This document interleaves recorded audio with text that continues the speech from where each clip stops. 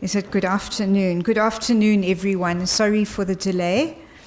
I'm Veronica Mackay, and I'm your program manager for the session today. Welcome to everybody, ladies and gentlemen, colleagues, honored guests. Mine is a very short role. I'm going to be introducing the speakers, but I want to extend a very hearty welcome to everybody today. It's my privilege to be the program director. I also want to welcome everybody to our Senate Hall in our newly renamed building. In the past week, the building was renamed. It's now the Winnie, as you would know, the Winnie Madikizela Mandela building. And I believe this is the first social event that we're holding in the new building. So a hearty welcome to all of you. I think that this launch is a very fitting opening for our new building. I'm going to invite the Vice Chancellor, Prof. Mandla Makanya, to do the welcome. And Prof. Makanya himself is a great scholar and a great writer, and he will do the opening and the welcome for everybody. Thank you.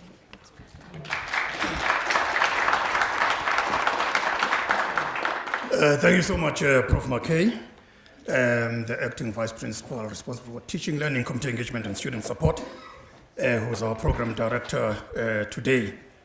Let me just recognize Honorable Justice Dikgang Moseneke, the former Deputy Chief Justice of the Republic of South Africa, and yourself, of course, Prof. Mackay, and members of our management team. Mr. Enver Surty, former Minister of Justice and Deputy Minister of Basic Education, and the author of the book that has put us together today in pursuit of dignity. Members of the Diplomatic Corps representing various countries in South Africa, members of the University Council. I just want to greet, in particular in this case, Judge Bernard Mwepe, as we all know, the former Judge President of the North and South Gauteng High Courts, but who is the former Chancellor of the University. Advocate Makaps Motimele, former Chairperson of the University Council, Professor Nyameko Panipichana, the former Principal and Vice Chancellor of our university, Prof. Louis Mulamu, the retired Registrar of the University, representatives from various legal fraternity organizations, members of the university community, business, civil society, students, invited guests, ladies and gentlemen, good afternoon. Dumelang, Abshe, Sanbonan, and Lochan. Ladies and gentlemen, let me start off by exercising some boasting rights. It is indeed a great honor and privilege to host two of our illustrious alumni as a university. It is therefore appropriate to say that both our former Deputy Minister, Enver Surty, and former Deputy Chief Justice, Museneke, are our alumni, and therefore welcoming them here is to simply say, welcome back home. And I must tell you that amongst you sitting there, you'll be surprised to discover that almost 50% of the members of the audience here also can rightfully say we are the alumni of this university. We will surely discuss how, as our alumni, you may be asked to render your vast experience and assist us to attain even greater heights as a university. But that is a discussion for another day. But let me say that we will also have the opportunity, by the way, of refreshments, and that's an opportunity where we'll start reflecting on some of these matters. And of course, I hope that by the time many of you leave, you will have made up your minds about the kind of contribution that we intend making, as alumni of the university. We are meeting here today to celebrate the life of the former Deputy Minister in the form of his book, In Pursuit of Dignity. We are presented here with a tapestry of the journey of blackness in a country that first sought to undermine the dignity and rights of a people. And yet, through resolve and sheer dedication, the indomitable spirit triumphed over adversity to create a mosaic of hope and progress out of a morass of fear and despair. What former Deputy Minister Surty presents to us is the unfolding of a story of ordinary South Africans who defied odds and raised their hands to volunteer in the rebuilding of a once battered country, giving us hope to a once tormented people. Tracing the origins of a public service career to the dusty rural streets of Mosenthal, also known as Bosspruit in the Rustenburg area, Surty takes on a journey of selfless service to his people and our country. He is a story of men and women who, as he writes, were motivated by the values of honesty, truth-seeking, and respecting people. So it's apposite for us, particularly at this time, to just pick up on these words. It is thus not surprising that while the initial and ultimate intention was to study law, he changed course to study philosophy. And there started a life of critical reflection that can actually be found in his book. Indeed, as I may remind him today, it was Socrates who said the following at his trial, where he was accused of corrupting the minds of young people. Quote, "The unexamined life is not worth living," unquote. Clearly, Surty is providing us with a portrait of his own examined life and humble contribution to human progress. Whereas our former Deputy Chief Justice Museneke and former Deputy Minister Surty himself are going to be giving us their reflections, allow me to simply just briefly highlight some of the observations that I made, as I was reading the book, because he provided me with a copy some time ago. First, former Deputy Minister Surty states that he wrote the book in order to answer, quote, unquote, inquisitive minds, and, quote, to tell readers what happened, how it happened, and who were involved as simply as I can, unquote. He does that beautifully and with simpleness. There is simpleness in telling the story about the setting up of the second law firm in Rustenburg in 1977. That was a difficult time. Following on the first by Ndate Porteous Machila, with the two turning into lifelong friends who shared an intimate background and maintaining the only two black firms in that town until the early 1990s. There is simpleness and yet profound reflectiveness in telling the story of how black lawyers during the apartheid years could only deal with criminal matters as the government and corporates were only briefing white law firms.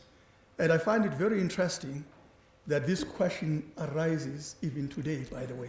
So it's not something that existed then, but we are still confronting the same reality 25 years on into our own democracy. There is simpleness and yet regret, underlying a deep sense of love and appreciation for his wife and leaving her to look after the children when he was called to serve the African National Congress, first as a senator in 1994 and later in various executive capacities. But it is not only simpleness that springs out of this book. In telling the story, our former Deputy Minister Surty displays a profound sense of humility. He regards, quote, the offer by the ANC in Northwest to have him on the election list in 1994 and subsequently sending him to Parliament to first serve on Senate at the time as a privilege, unquote. I wonder whether we can say the same at this time. Because I just want us to listen to his humility. Quote, my contribution paled into insignificance compared to those who laid down their lives, those who were detained and tortured, and those cadres who were forced into exile, unquote.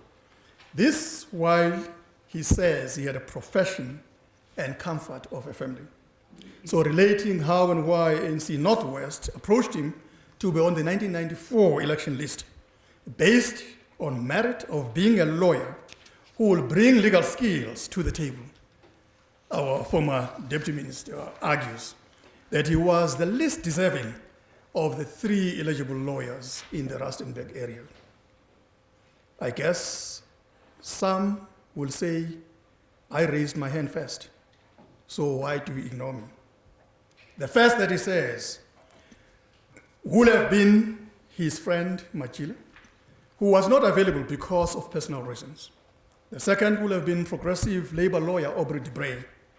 Yet his work defending falsely accused persons and aiding the opposition in the then Bophuthatswana homeland, even though he was critical of their claim that they will extract some progressive gains by opposing the late Mangobe regime, would have stood him in a good stead to be nominated onto the election list in his own right. Such humility has all but escaped our politics. Ours is now a system characterized by self-aggrandizement, by entitlement, by also even violence that is meted out against competitors. Also that positions that hold the key to resources and patronage may be accessed. We can therefore literally take a leaf out of this book. Apart from being the Deputy Minister of Education, a position which is most well known for, it was his role in drafting the Constitution and the Bill of Rights in particular, which really stand out in the book. We are afforded the front row to watch as the complex drama of drafting the Constitution plays out on the stage. So we're introduced to the players from across the represented political parties, technical experts, late-night meetings, party caucuses, and the strategies and tactics adopted by him and his colleagues to extract concessions from their rivals.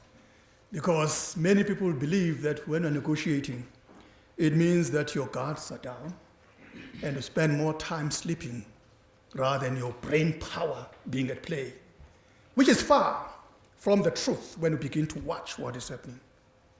Such stories must continue to be told with candor so that we may gain insight into what happened and how it happened. And that is where my critique, by the way, arises of how he introduces and handles the book. In my view, it's introduced and written not as an autobiography or memoir.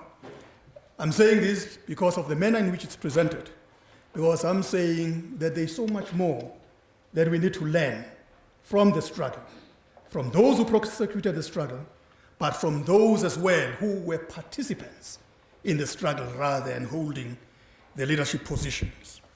So to what extent do we ensure that that kind of story that they themselves will understand from their own perspective as people launching that particular struggle will be telling the story rather than the story being told by a second person.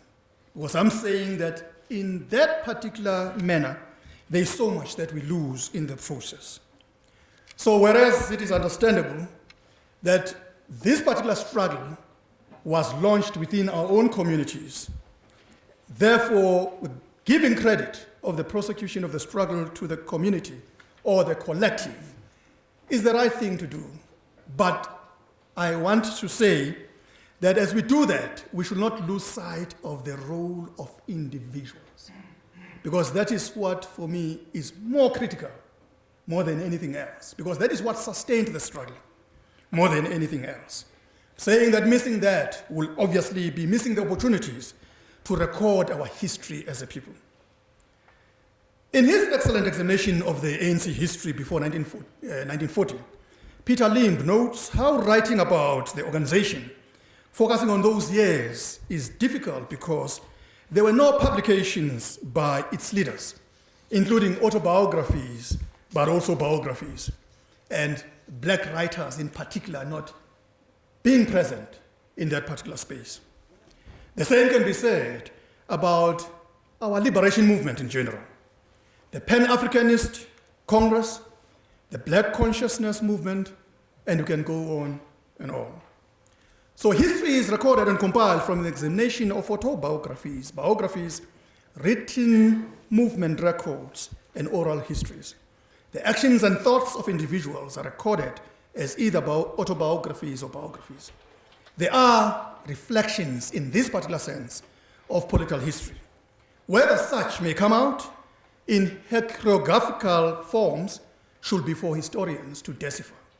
I think I'm far from doing justice to that because I'm none of that particular training.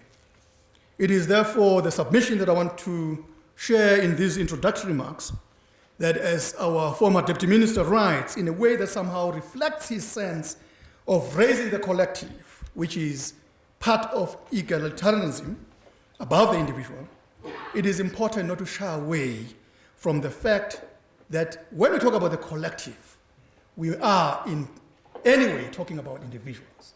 So it's the extent to which we can reflect that which was launched in a direct sense, in a frontal manner, by the individuals that we should not be losing sight of. It is therefore the balance that one is looking for in maintaining this kind of history so that we can, on the one hand, avoid the cults of personality, while at the same time not suppressing the contributions of men and women who helped all of us to prosecute this struggle for liberation. So, Program Director, I got a feeling that going through this book, that there was something that the author was holding back. And I'm hoping that today he will be free to say, this is what I decided to miss deliberately for the following reasons. Because that is what you are looking forward to. And I'm sure our former Deputy Chief Justice is actually going to poke him to basically get there, because that's what we are looking forward to. Let me tell all of you that these stories in this book are so beautiful that one will encourage a full memoir, which is a challenge that I want to place, on your lap, Deputy Minister. That, in my view, is going to be affording all of us a rich history and journey that will take all of us into the deeper contours of some of the stories that have already been related. I'm therefore urging our Deputy Minister to dig deeper and say, I want to tell you more. That is what we're looking forward to. So let me say at this point that on behalf of our council, our senate, our staff, and our students, and of course, this audience that is with us here today, we are indeed looking forward to today's activities as they're going to be unfolding, because we know that beyond this, we're never going to be the same again. But with these few words, I want to say once again, we are almost welcome. Just sit back, relax, and be part and parcel of this conversation. Thank you so much.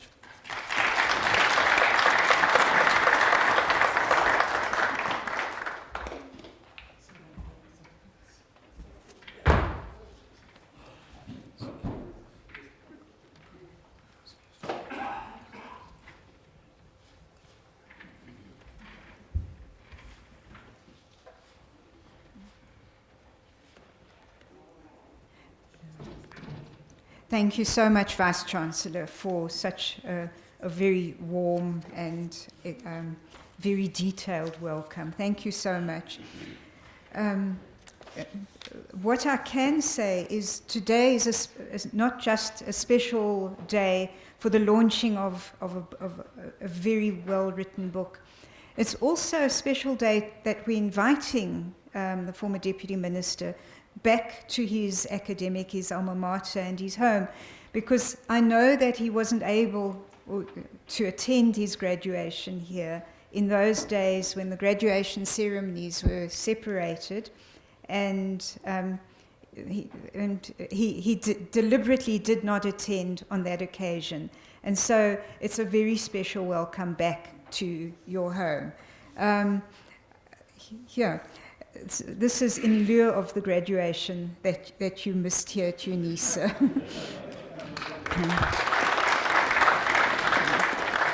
I had the pleasure while I was working with Deputy Minister at the Department of Basic Education to read the early chapters of the books, the first volumes of the first chapters, and the book that emerged is really worth reading. It's an excellent book.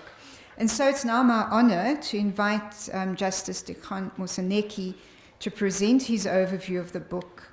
Justice Moseneke is himself a prolific writer, and I know that when we were arranging the dates for this event that he was busy writing yet another book, which I understand Justice Moseneke is finished, and we are waiting for that book as well. I know also that over the past few months, both Enver Surty and Justice Moseneke have been busy in Lesotho, and so we're very honored to have Moseneke here today. For me, he's a family friend of over 30 years. So it's also having a friend here at his alma mater and at our home. Welcome again to our home, Justice Moseneke.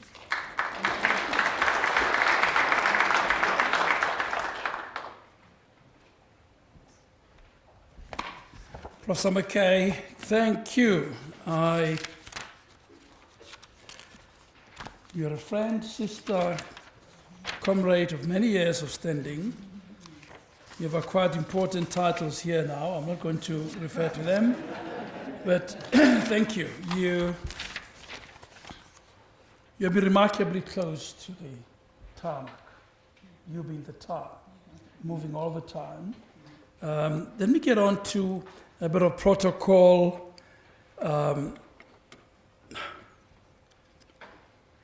Vice-Chancellor, principal of my alma mater. It's the only university I've gone to. It's this one. I couldn't go to any other university, and deeply, as you know, deeply proud that I, from time to time, get invited back home, and immediately I go on to the former chancellor of this university, very many long-standing. And the omission of mentioning you when they talked about alumni, I think it's a big one. You and me and our former Chief Justice Pars Langa. And in fact, I can go on. We were about the first batch of 9 Africans who passed LLB degree, and we graduated here. And all of us went on to do all sorts of marvelous things. So, former Chancellor, it's very good to see you here, and appropriately so. And the former principal, Yameko Professor Pichana, a very close friend, comrade of many, many years, and who has always graced this place with his leadership. And it's wonderful to see you here back. Much, much appreciated. There are a number of other people, obviously, I could go on to acknowledge. Please pardon me if I have omitted that. I'll get to the celebrant in a moment, Professor Malamu, former registrar. Certainly, we must pay tribute to a good friend and brother, Harun Rashid Kala, who for many, many years has made an enormous contribution. He knows how to make money, but he knows how to give money to the right causes in society. And before 1994, I know when the PAC people were totally broke, would go to the Kalas. And when the ANC underground structures were broke, they'd go to the Kalas. So we all knew where to go to. To go and ask for money to support underground structures within the country. I can say it now, it's no longer dangerous. So you can take a bow, it's all in order.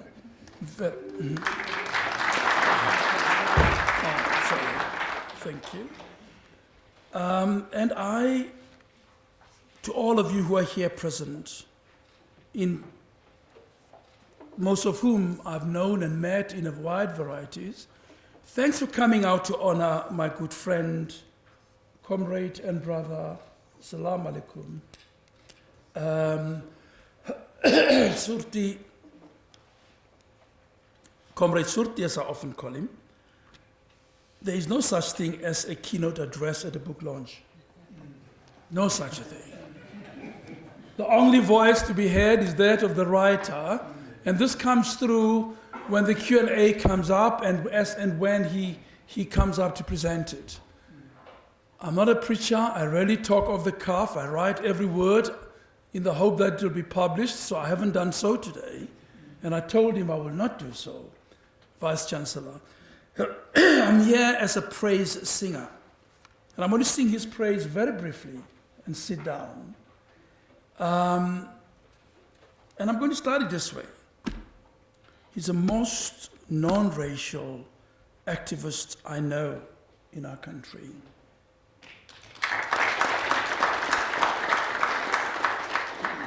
Enver is incredibly committed to our revolution. And I use the word often because the intention has never been any less than rearranging the power relations within society. When we started off, all of us collectively as a joint people within the broader liberation movement, was to migrate all of us from the horrible, unequal, immoral, and oppressive past to a better place. And that you do best by restructuring, reconfiguring, more than reimagining, after imagining, actually moving in to change relationships in society. And that at its essence is a revolution. You move around power and place it at places different from where it resided beforehand. So he was part of that movement. He was part of that revolution. And he starts off in a sleepy town, as you'll see in Fani, the book, in Rustenburg, and becomes a community activist and lawyer, and he tries to have these things run together at the same time. And in no time, it's all over, and he finds Machila, and they become partners, and they run a practice from Rustenburg. And this attracts him inexorably into the African National Congress, the UDF at the time, and ultimately the African National Congress. And he virtually forgets about the practice, and he writes about his interaction with the Premier of North West about whether it's going to go to North West or going to go to the Senate. And it's a very interesting write-up there because he doesn't roll over. He actually pushes back and fights back with Popo Molefe about his rightful place in the broader scheme of things. And he becomes a senator. He becomes a chief whip. He becomes Minister of Justice under President Motlanthe. He becomes deputy minister. And he has a big ANC logo on his telephone, this man. So he becomes a party animal, a true party animal, immersing himself into the broader struggle as it was championed and led by the African National Congress. So he almost disavows who and what he is and becomes what the movement requires of him to be. And comes the writing of the final constitution, he's all over it. And he writes about his experiences. Now, these are given to you in beautiful short stories. And they run so mellifluously into each other, and therefore makes it this an easy read. And there's no hard attempt to write a memoir, as the VC was saying now. It's more like writing short stories about experiences, and in the end, he gels them together, and they have a strong storyline that gets towards the end. And it's my way of congratulating you. In the Senate House, now Nomzamo, Winifred Matikizela Mandela House, about which another story of history. Our history comes in varied ways. It's carried by varied protagonists. Some we love, some we hate, some we adore, but in fact, you're quite right, VC, it's the actors.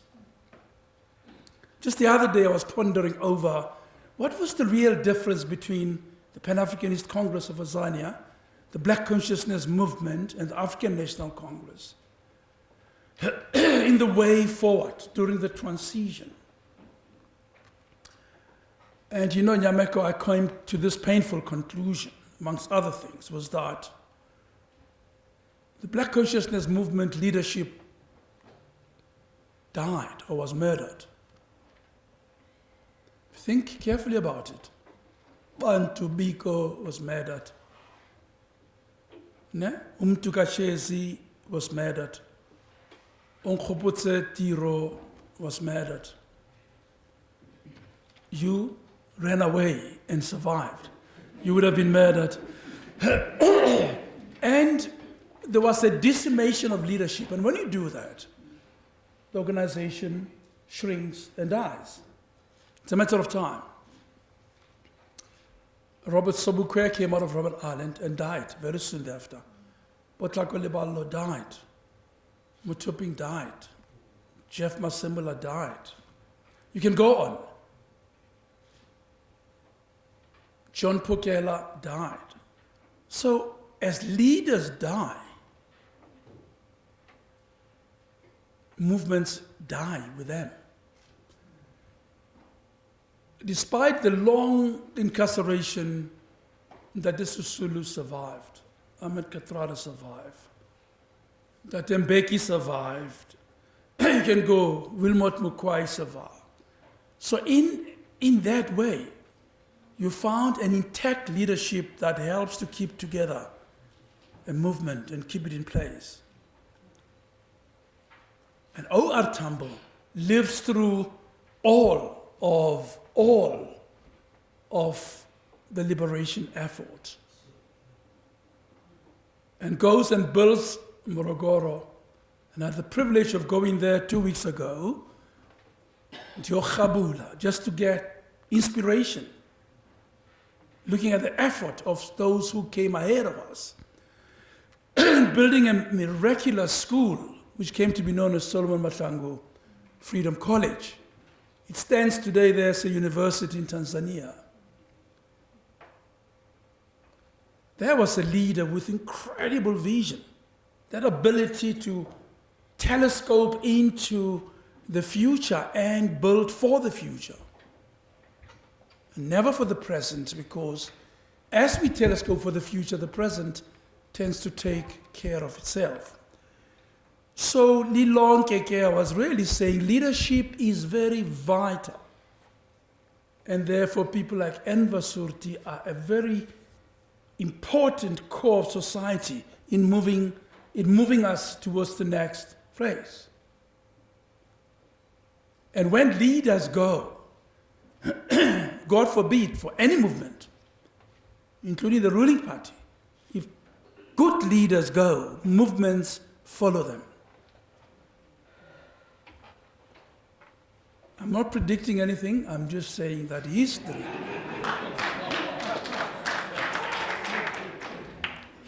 teaches us that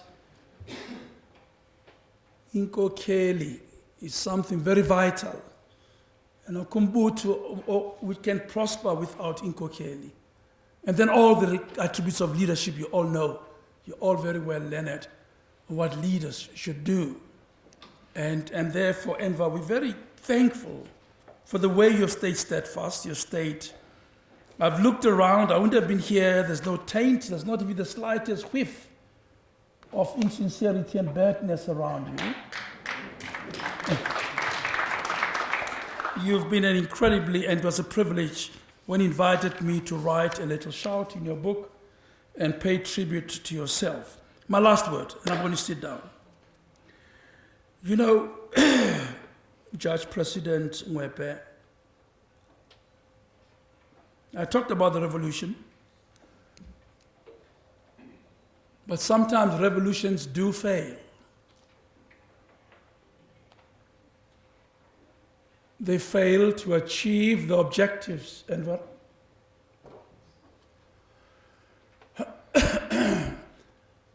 They stutter along the way. They limp.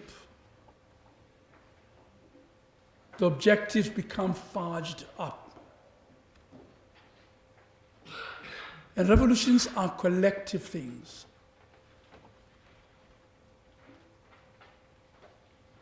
They're not about individual aggrandizement, are not about any of those low end of us. They're about the high end of us.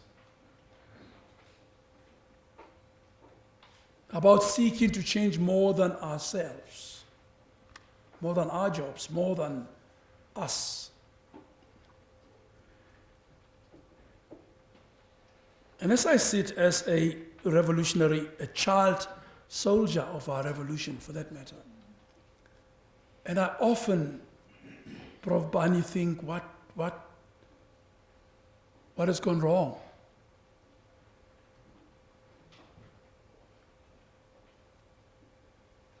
And Enver, in your second book, you're going to have to wrestle with this because you were very close to the pot, you know that.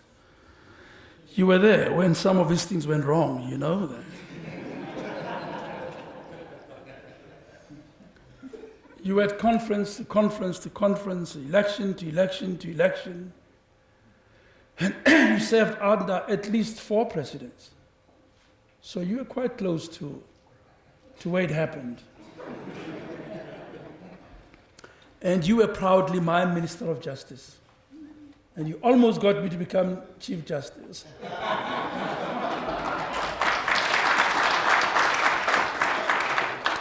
He recommended to one of our presidents, who will remain unnamed, that I be appointed Chief Justice, and he lost his job.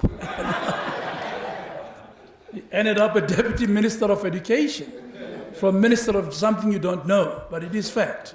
He wrote a memo, I think, obviously there should be one person to be Chief Justice. Puma lapa wena. And he still ended up lately as Deputy Minister. So that is the kind of closeness we've had over the many, many years. A friendship we share with my good friend Akhte Musa. So we have always had this triumvirate of three of us. The last thought I'd like to leave with you, therefore, Judge President Mwepe, is I think in 1994 and onwards we made the era of demobilizing.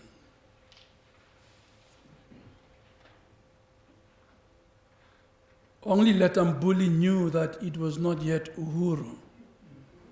She was the only one who seems to have known that. We assumed that it was Uhuru. We also assumed that Uhuru was an event, and yet a revolution is a process. When you destroy something as evil as colonialism and apartheid,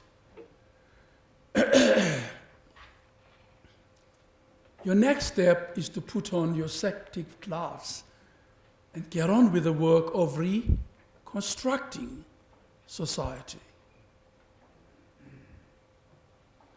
That task is more difficult than the task of destroying. And therefore, Comrade Enver, it seems to me that we're going to have to got mobilized again. The church is demobilized. Civil society demobilized. We had incredible activist bodies like the Black Lives Association and Adele. Think about all those bodies that were built. Academics demobilized. And everybody left our fate in the hands of government, essentially. And this meant that if government were to falter, I don't say it is necessarily so that it would, if it were to, we all would falter because we were demobilized. You're not going to hear in the academy, people critically talking about matters that would help keep the revolution where it belongs. And as we demobilized, we ended up in quite a difficult space. Faith-based organizations also, all of them chipped into one place and thought it will be all right. That event has happened. But in fact, it is a process, a revolution mutates all the time towards perfection. It never is one day swearing in and sing of the national anthem. So we actually need to go and try and answer that question in the second book. But for now, congratulations, extremely well done, and thank you. God bless.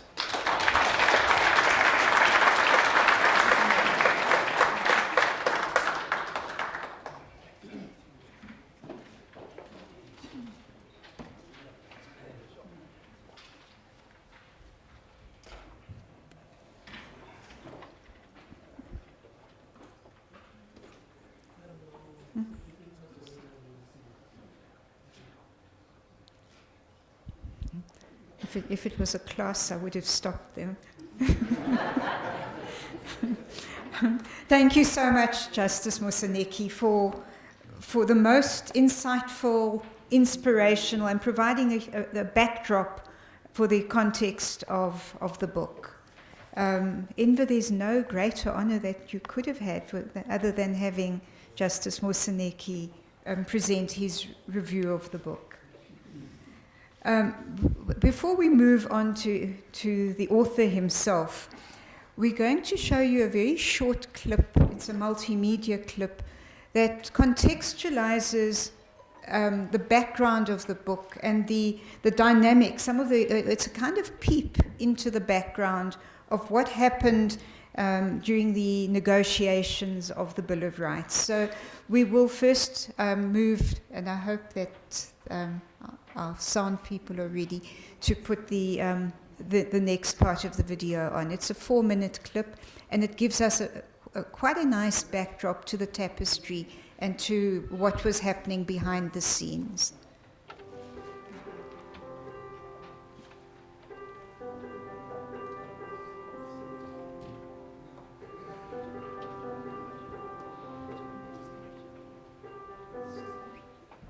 The evening before we were sworn in, members of the African National Congress in the Senate were ushered into room S12, located immediately next to in the easterly direction of the Senate chamber. The comrade who had convened this caucus was Bulelani Ngcuka, young, intelligent, and energetic, who seemed entirely at ease in this environment and exuded confidence and authority as he spoke. After extending a warm welcome to us, he explained that there would be a special plenary convened the next day when we would be taking the oath of office or affirmation before the President of the Constitutional Court or a Judge of the High Court. As he was addressing us, the Deputy President, Thabo Mbeki, arrived, raised his hands in salutation, and stood quietly next to Bulelani Ngcuka. He immediately acknowledged Mbeki and continued stressing us about the process of taking the oath and the program. He informed us that after taking the oath, the House would elect President and Deputy President of the Senate. It is at this point that he invited Mbeki to address us. Mbeki is not a big man, but I will soon discover a great intellectual. He smiled as he extended a welcome to us, congratulated us on our appointment, and went directly to the issue that we wished to raise. He said he was going to make a proposal that would surprise some amongst us. The appointment of Kobe Coetzee, Minister of Justice in the apartheid regime, who was to be president of this new Senate. He said this was the result of negotiations that had preceded the elections, and also in recognition of his role in hastening the release of political prisoners, including in particular Nelson Mandela. In addition, we were informed that Coetzee had been very persuasive in convincing his then party that the negotiations were the only way to avert a bloody civil war. The Deputy President of the Senate, he added, would be Govan Mbeki, an intellectual giant of the African National Congress. We all knew that he was speaking of his father, and there was the expectation amongst many of us that the older Mbeki would be the President of the Senate. He added that the leadership of the ANC had reflected deeply on this issue. The chairperson of Theme Committee 4 was Member T.C. Shepherd Mkandla, who was the former president of the South African Democratic Teachers Union, Progressive Teachers Union, the second largest in the Federation of Labour Unions in the country that was affiliated to the Congress of South African Trade Unions, COSATU, the latter being an alliance partner of the African National Congress. He would later become the Minister of Labour in the second democratic government under President Mbeki. The co-chairpersons and deputies of Theme Committee 4 were Advocate Ray Raju and Tony Leon. The technical team for the Bill of Rights was joined by Professor Harton Chiba, a human rights lawyer, labor law specialist with incredible intellect, and a professor of constitutional law at the University of Cape Town. He was also a recognized international expert in labor law. His firm, Chiba Thompson and Mason, had the Congress of South African Trade Unions, COSATU, as their major client, and they were involved in many political trials on behalf of the liberation movement and individuals within the movement. He was an active member of Revolutionary Change. His knowledge of the Bill of Rights and other jurisdictions was astounding. He was actively involved as a legal advisor in the Codesa process that resulted in the drafting of the interim constitution. He was insightful and analytical. He co-authored a book on the Bill of Rights, inspired by his provision in the interim constitution. The technical support was also provided by the very able Dr. Sandra Liebenberg, a gender activist and academic from the University of Cape Town. She went about her business of compiling reports, refining submissions, and generally guiding the process as it evolved most competently. She worked tirelessly at consolidating and summarizing the hundreds of submissions and maintaining an assuring presence for the entire duration of the process. The Chief Executive Officer of the Secretariat of the Constitutional Assembly was Wan Hassan Ibrahim, a young lawyer and an historic organizer and efficient implementer of the decisions of the Constitutional Assembly. The scope of the Constitution invited division of labour amongst multi-party Theme committees who would give consideration to chapters such as the nature of the state, parliament, fundamental rights, the nature of the judiciary, spheres of government, defence, and so on. These committees would receive technical support from experts and persons with special knowledge of the area. I knew that making the horizontal application of rights, especially to that of equality, subject to legislation, would dilute its force and effect and could lead to interpretations that may not be consistent with what the drafters had intended. I therefore suggested amongst several of the clauses the following sub-clauses which dealt with equality, the most important of which was subsection 4, that no person may unfairly discriminate directly or indirectly against anyone on one or more grounds in terms of subsection 3. There was a separate clause which read, subservient to the Constitution, national legislation must be enacted to prevent or prohibit unfair discrimination. These were accepted. I turned to Professor Sandra Liebenberg and asked her whether she had recorded them as I had read them out. She indicated that she had. I read the clauses again slowly and inquired once more whether it had been recorded as such, and received a second affirmation. We were all relieved and fatigued. There was utter disbelief on the part of Barry Hoffman and Mosini Barry Musa, but they were cautious and suppressed the excitement. I thanked the task team for their commitment and reminded them of the importance of this occasion. It was 4:30 a.m. in the morning when we adjourned.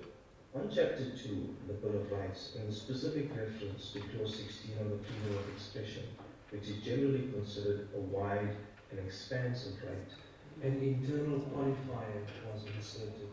This can be found in subsection 2 of Clause 16. The right in that subsection does not extend to the propaganda for war, incitement of imminent violence, or advocacy of hatred that is based on race, ethnicity, gender, or religion, and that which constitutes incitement to cause harm. On this issue, Naledi Pandya was invited to speak. She spoke with great clarity and eloquence, embellishing the arguments I had already raised more cogently, emphasizing our commitment to non-sexism and non-racialism, focusing on the sensitivities of religious beliefs and commitments to peace and the search for unity in diversity. She alluded to the emotional responses to religious hate speech and our commitment to respect and celebrate our diversity. She paid particular attention to the role religious leaders across all faiths have played in the struggle for our freedom, and how important it was to respect sensitivities in relation to gender, race, ethnicity, and religion. Collins Chiloma and Enver Surty were part of the subcommittee of the African National Congress for the drafting of appropriate legislation with regard to expropriation some 18 to 20 years ago. The ANC was not at all keen to have property rights in the final constitution, but realized that these were concessions that were made in order to guarantee a peaceful transition to our democracy. It first converted the comprehensive positive right into a negative one. We had noted that expropriation in the interim constitution could only occur for public purposes. I had acted for clients previously in Rustenburg whose properties were expropriated in the early 80s. I had thoroughly researched the law and consulted counsel. It was evident that public purpose had a very narrow application, both in terms of our domestic jurisprudence and in comparative foreign law. I had suggested that the concept public interest be added and defined. The issue of expropriation without compensation is now occupying the minds of all political parties in the nation as a whole. Constitutional Review Committees invited submissions and will thereafter make recommendations to the National Assembly. There is an emerging view that in appropriate circumstances, expropriation of land may occur without compensation of the appropriate enabling legislation. Section 25 also has a provision that permits legislation to deal with land reform and transformation, provided it is reasonable and justifiable.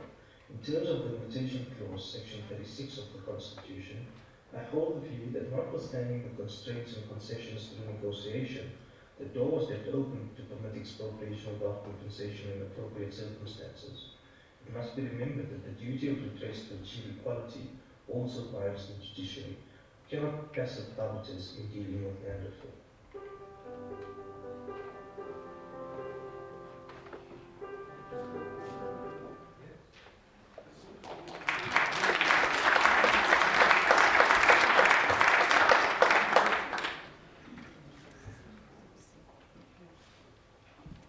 Okay, thank you. That insert was one of my suggestions for this program, so I have patent over that. And while we were watching, all they could say is, "Look how young we were! Look how young we were 25 years ago." Over to the author of the day. Thank you, Enver. Is it okay? I'm sorry, I've got my script wrong. It's going to be a question and answer session now, and Elijah, who's also a former colleague of mine from the DBE and the minister's spokesperson, will mediate the discussions. Thank you so much, Prof. It's a real honor to be here. I think it's an even bigger honor to be in the presence of all these great people up here. I had worked with, I still call him the Deputy Minister because he's the only Deputy Minister I've ever had, so it will remain the same for me even though he's no longer in the department, but I continuously refer to him as DM because I don't know what else to call him. After reading the book, I had a new feeling, and it was a real revelation to have worked with someone for about 6-7 years, and then we read the book, and then we realize that you actually didn't know this person. There's just so much to the individuals that we work with that I think as people we don't ask each other about each other's stories. Because if you were to do that, you would probably have a different view of people, listen more, and maybe respect them a little bit more, because every one of us we have a story to tell, and I'm glad that my Deputy Minister has been able to put that on paper, not his full story as such, but he has so cleverly put together a collection, a selection of stories that involve places, that involve a lot of people. And I said this in the other launches before, that this book is really about people, it's about places, and there's a lot of people, some of them are in this room today, and some of them we won't even be able to talk about them, but as we were watching the video here, he was saying, wow, that's my greatest moment. I would like you to talk about that, just to start this conversation, to talk about that greatest moment where you're in that room with the Lord Mayor at 2 a.m. In those negotiations. Just take us through that before we get to the other questions here.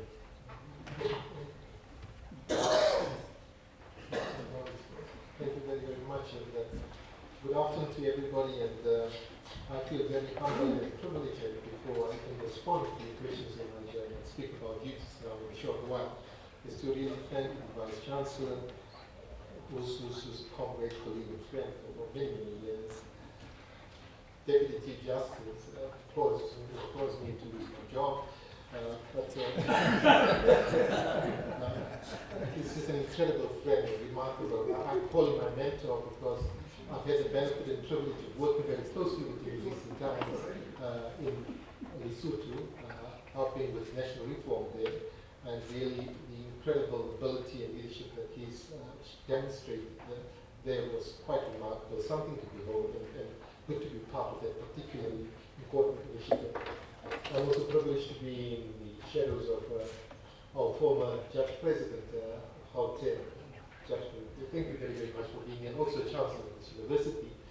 And then the Vice Chancellor, Comrade Mami, you being my comrade of friends. So thank you very, very much. It's a real honor and privilege. And then there are so many other faces and people that are present out here. Amukala, the chairperson of WCAF, Zaid Mukaji, the CEO, colleagues over here. Still right at the back there, very quietly, is a young Katrada, the grandnephew of Nelson, of Ahmed Katrada. One of my last article clerks before I became a member of parliament, very, very capable, and he came here. He told me for two reasons. One is that I've also invited Advocate Surya Hassan, who had to leave because of the well-being of her father. She had to take her father to hospital, and we're really grateful. So there are many colleagues who are present out here to stay with me for 15 years. The product of my wife and stalwart and ANC comrade Bashira, my youngest daughter, who's present out here, and my wife is really, it's Women's Month, and I think we must acknowledge the incredible role of women. Now, I think the first question that you're going to ask is, where are the politicians? Where are the ministers? Why are they not here? Now, it's so unfortunate that when we launched the book, this is one of a series of launches. It happened immediately prior to the elections. And that was a time for mobilization. So we launched the books and we mobilized at the same time, and at that time I gave the president of the ANC and the president of the country the assurance that I would not take our deployees away from where they are, and therefore did not invite. And as we have this meeting today, Parliament is in session, and it would be unfair for me to invite an extended invitation to either the National Executive or to members of Parliament. So neither has the President, nor the Deputy President, nor any member of Parliament been invited to this event. This event is important for our judiciary, lawyer colleagues who are present out here, comrades, the diplomats, and I thank them for being over here, ambassadors and excellencies for being here today. So it's really the reason why you don't see the politicians. They're not alienated from me, they are not excluded from the political discourse, but it's really because members of Parliament, Parliament is in session.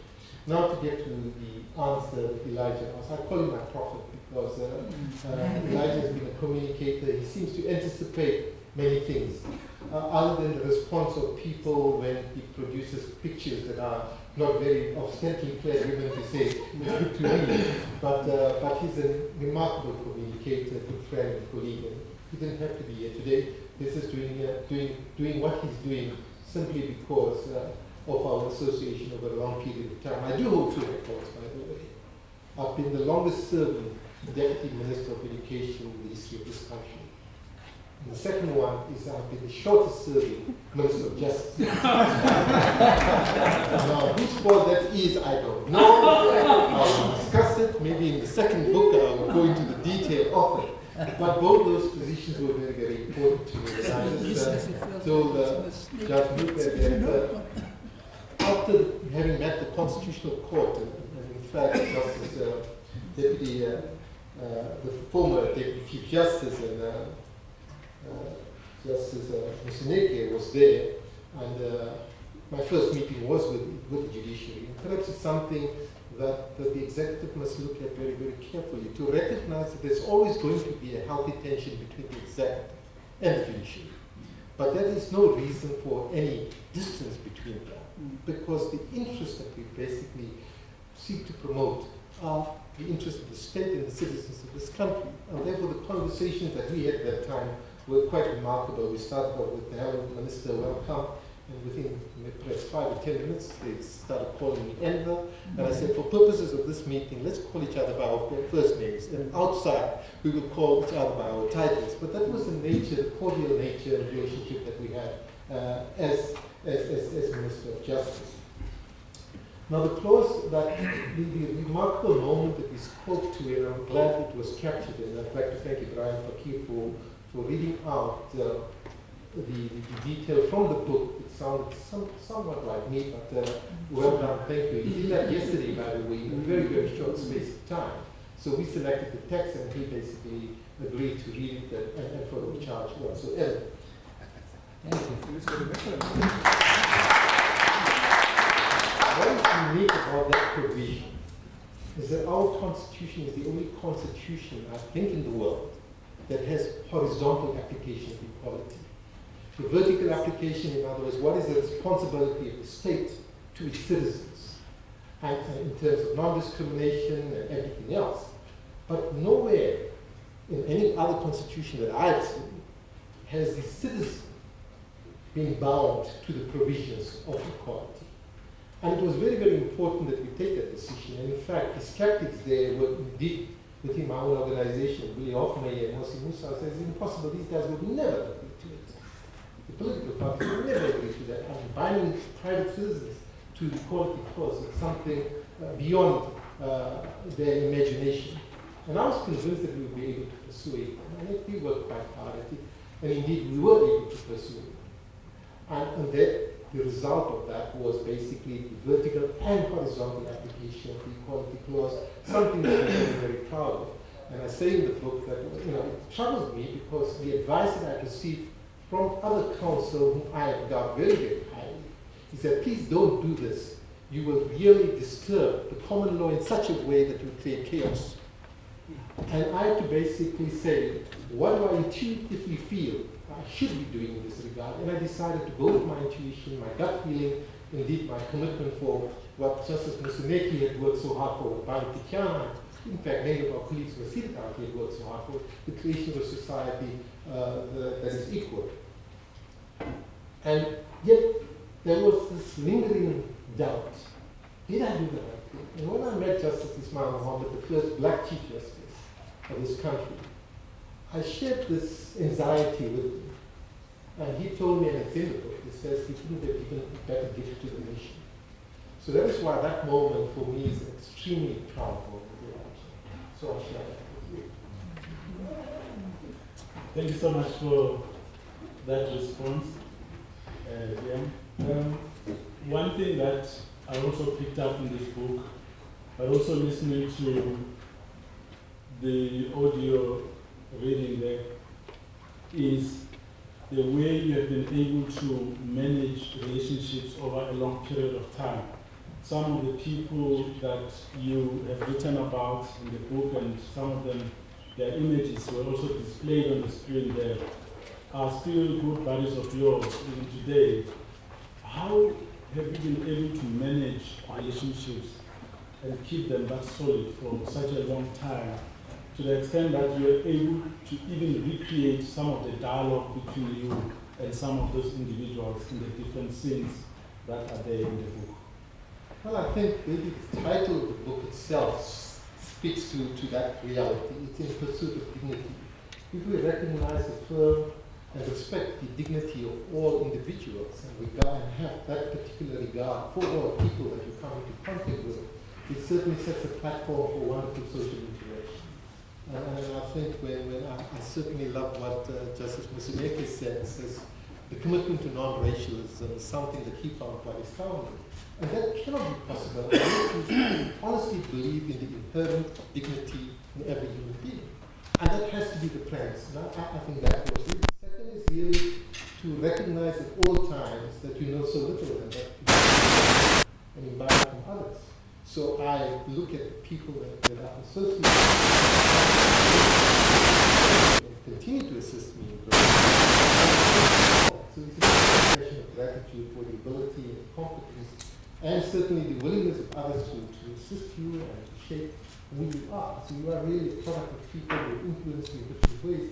And in a sense, I would hope that you find in the book the many personal, social, and external influences that had shaped what I was able to do and contribute towards the country. So after Musa is there, I was trying to friend for a long time. Our conversations when we were students assisted me in understanding things in a different way. And I hope, in a sense, that our engagement also assisted him in having a better perspective of life. So it's this kind of interaction where you don't become arrogant about things, but you must be assertive about what you believe in. And there are some certain fundamentals that you don't deviate from. That I've learned from Justice Musimeke. There's a line that you draw. And that there basically is, don't allow people to trample over you. You give them the latitude, give them the freedom, let them articulate their views. But when they become really difficult and disruptive, then you say, well, this is where it stops. Because we are here to persuade each other. And I think that is the element that is most important. So human relations is so critical in terms of transformation. The revolution can only be driven by people who are committed to sound human relations. You not only write about people, but you also seem to have a relationship with places.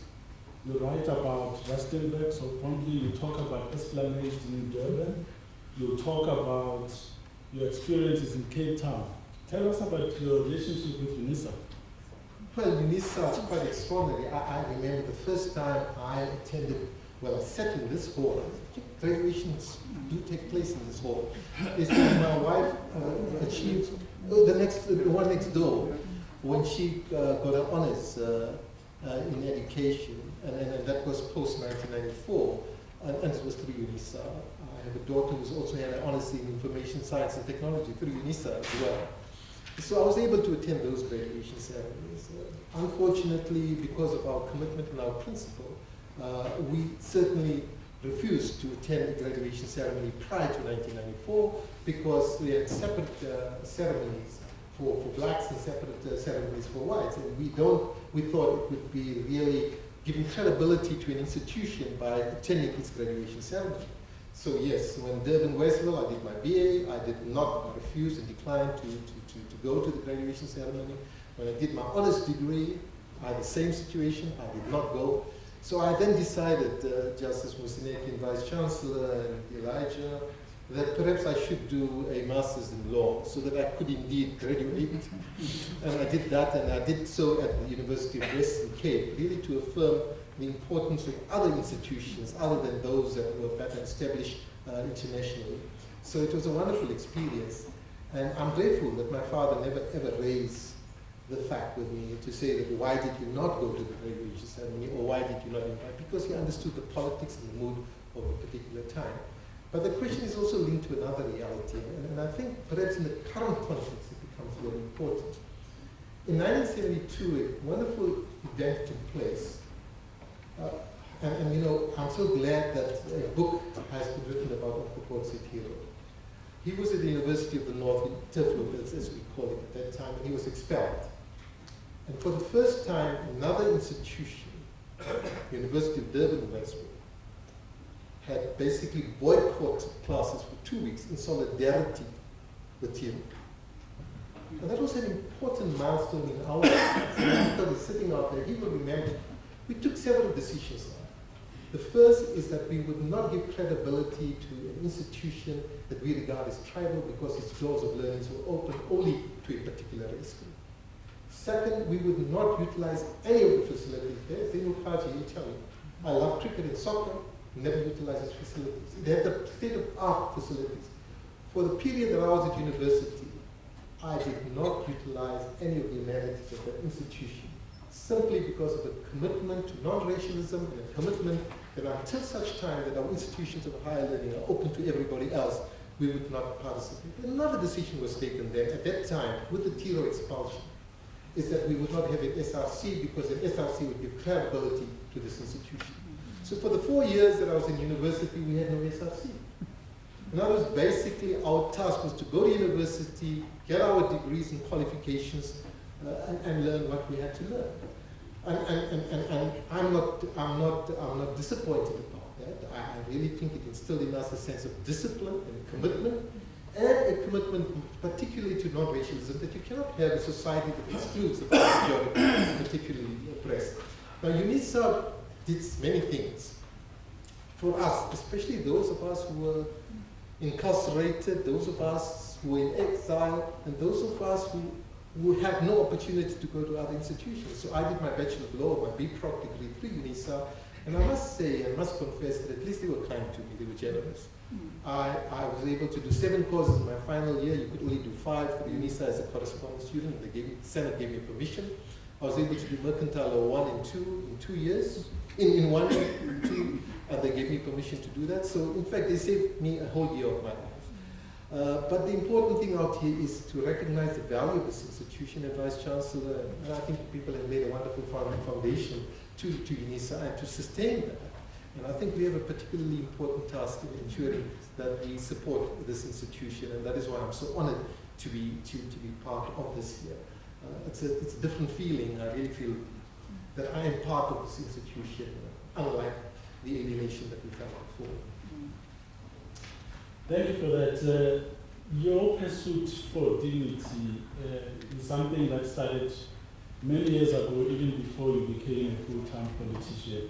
Let's talk about your involvement in school activities, where you had to devise means to try to provide for the disadvantaged, not because of economic circumstances, but because of the apartheid system that was in place there and some of the extreme measures that we put in place to try ensure that those poor black kids there were given an education. One of the things that you write about in the book is the fact that you came up with a situation where an approach was put in place to try to get black kids into the school, but you had to give them Indian names so that they were able to be involved in those schools, just so that they could be able to access education. Talk about that.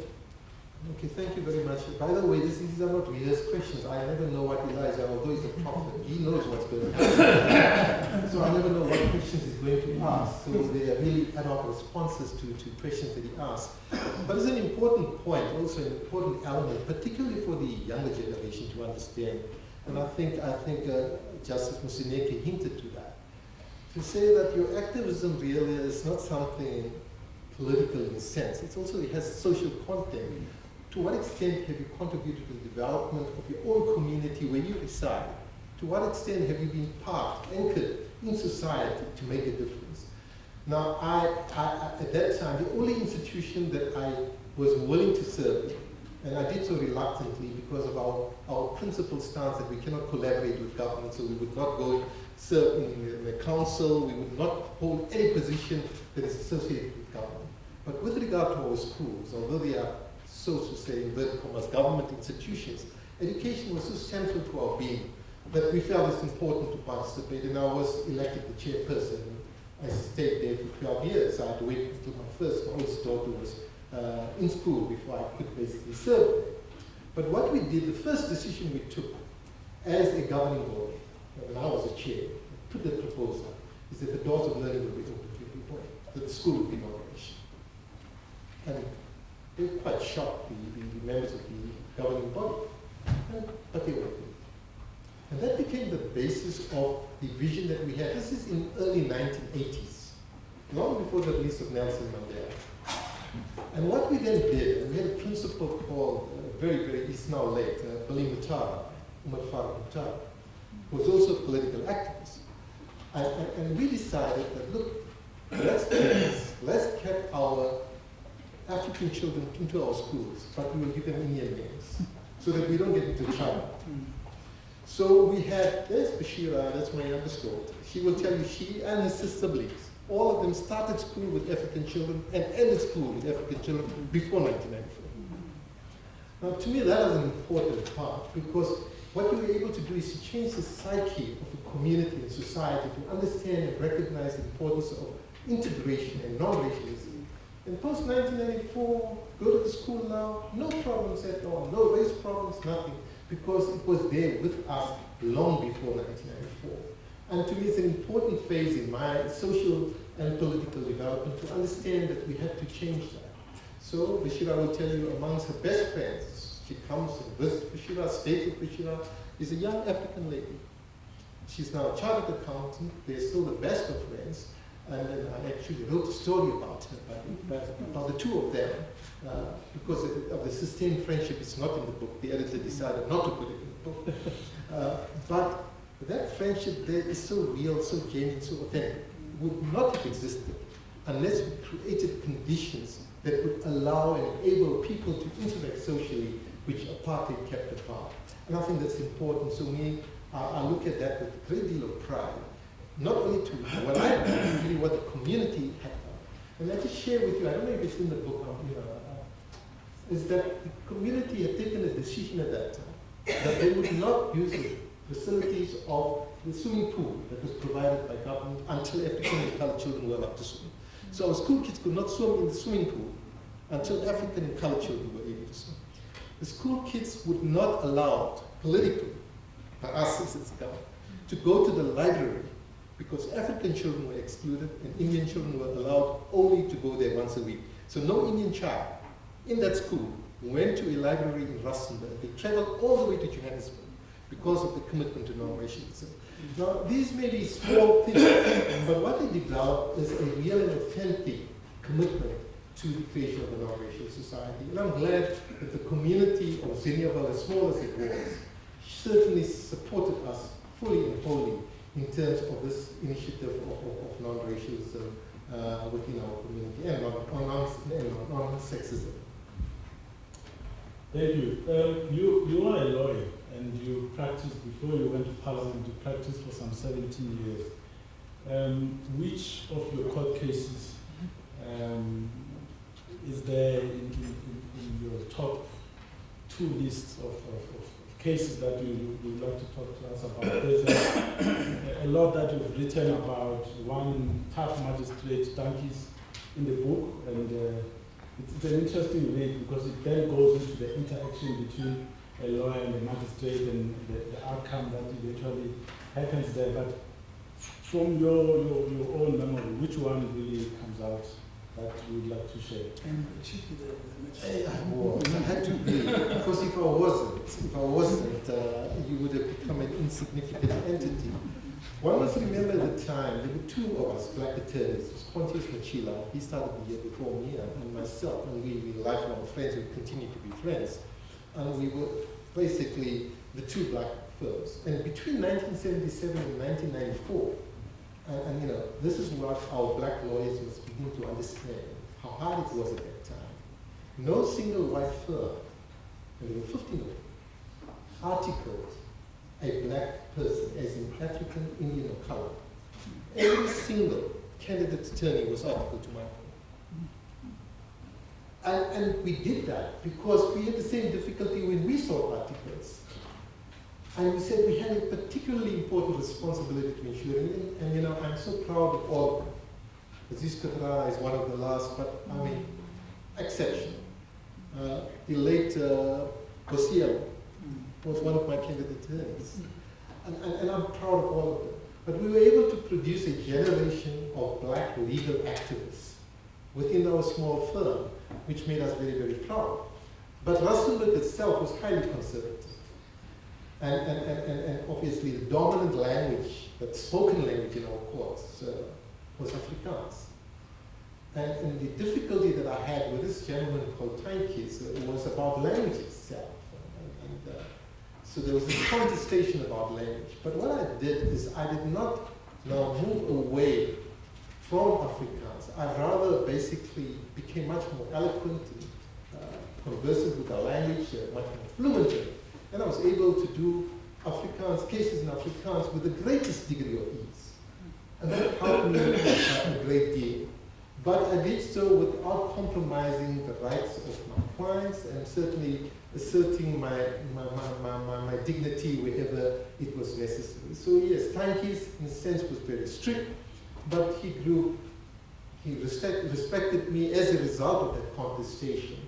And then I think in a matter of a year or two, the white magistrates would then ask the prosecutors, but why is Mr. Surty waiting for half an hour for his matter to be called? So it was a change of attitude over there. And we had a particularly important responsibility as black lawyers. We had to basically say, this is the prototype of a black lawyer. You have to excel. You cannot be mediocre.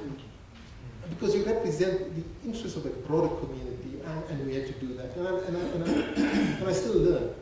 Justice Musuneki would take a document that I've drafted, and he'll say, but I'm not happy with this sentence. Right now, till today, he's so meticulous and careful, and I apologize to him. I said, the last time we were in such a case, you remember the Justice Musuneki? No, we were.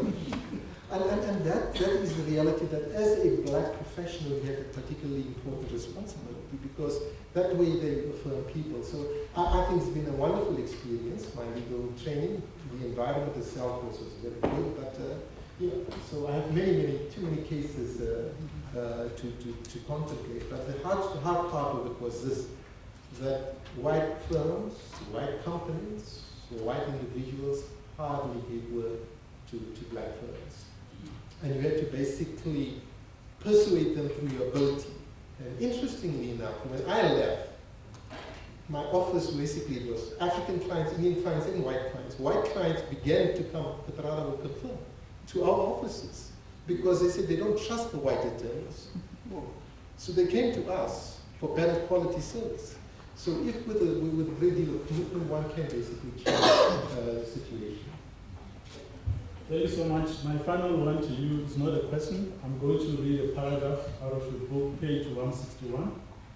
When I'm done reading the passage, please give me your comments in terms of what you think is the current situation regarding this matter. It's on freedom of expression.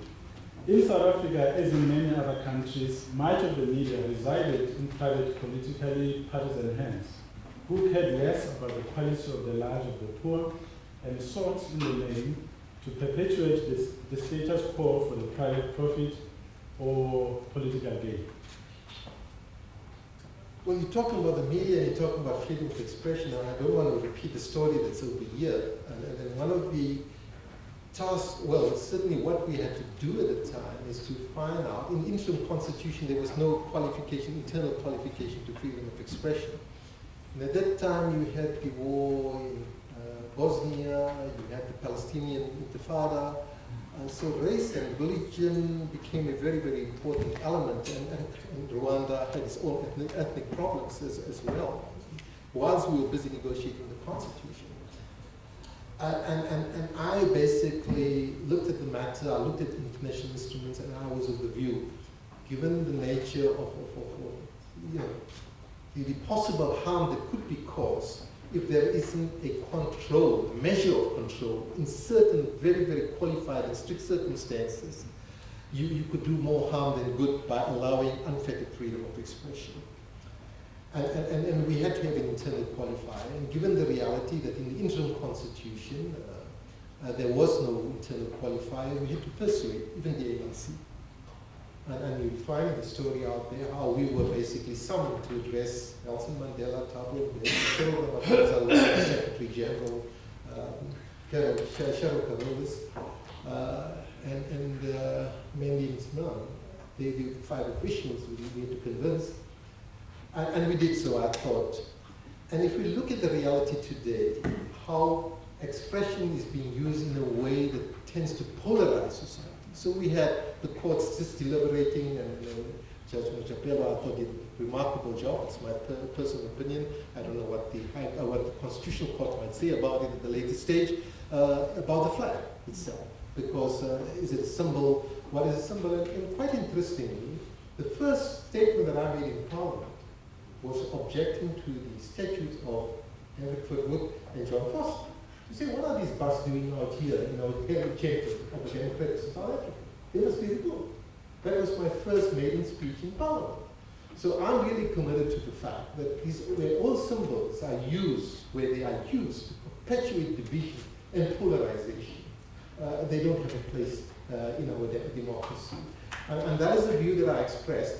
And that if there was no internal qualification in our Bill of Rights, I think it would have been very difficult for a judge to come to that conclusion. Because the international law and the comparative foreign law would have actually been against a limitation that is being created. And that's a view that I expressed against a contentious issue.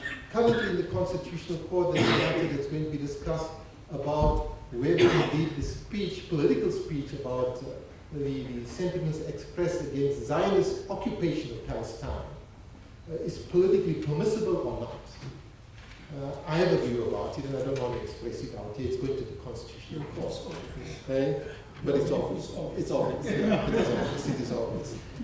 My young daughter is an activist for BDS, so I understand it. And well, it's about freedom of movement. She wanted to go to Palestine. She wanted to go to Palestine. She was refused entry to Palestine because of her political beliefs. That was Zionism at its worst.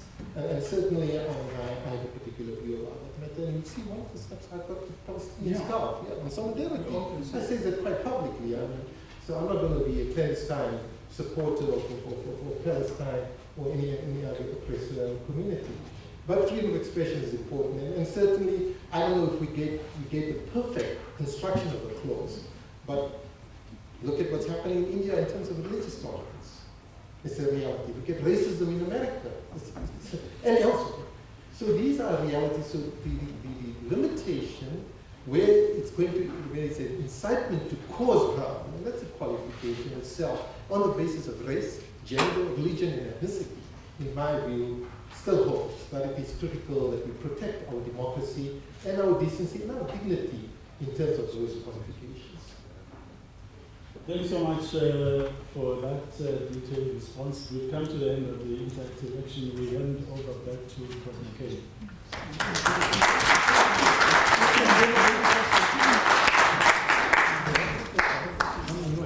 Thank you so much, Elijah. You really handled it so well. And so we come to the vote of thanks and the closure. And it's my... Oh, are we going to take some questions? We will. Okay, so from the audience, are there any questions? Questions for the author? Even comments. Okay, there you are. There's one. We can start. I don't even know how this thing works. Okay. Just want your view on in terms of dignity, on the current crop of leaders of politicians. Just briefly your reflection.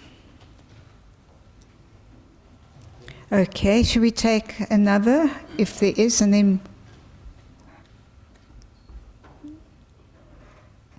start with that question, DM.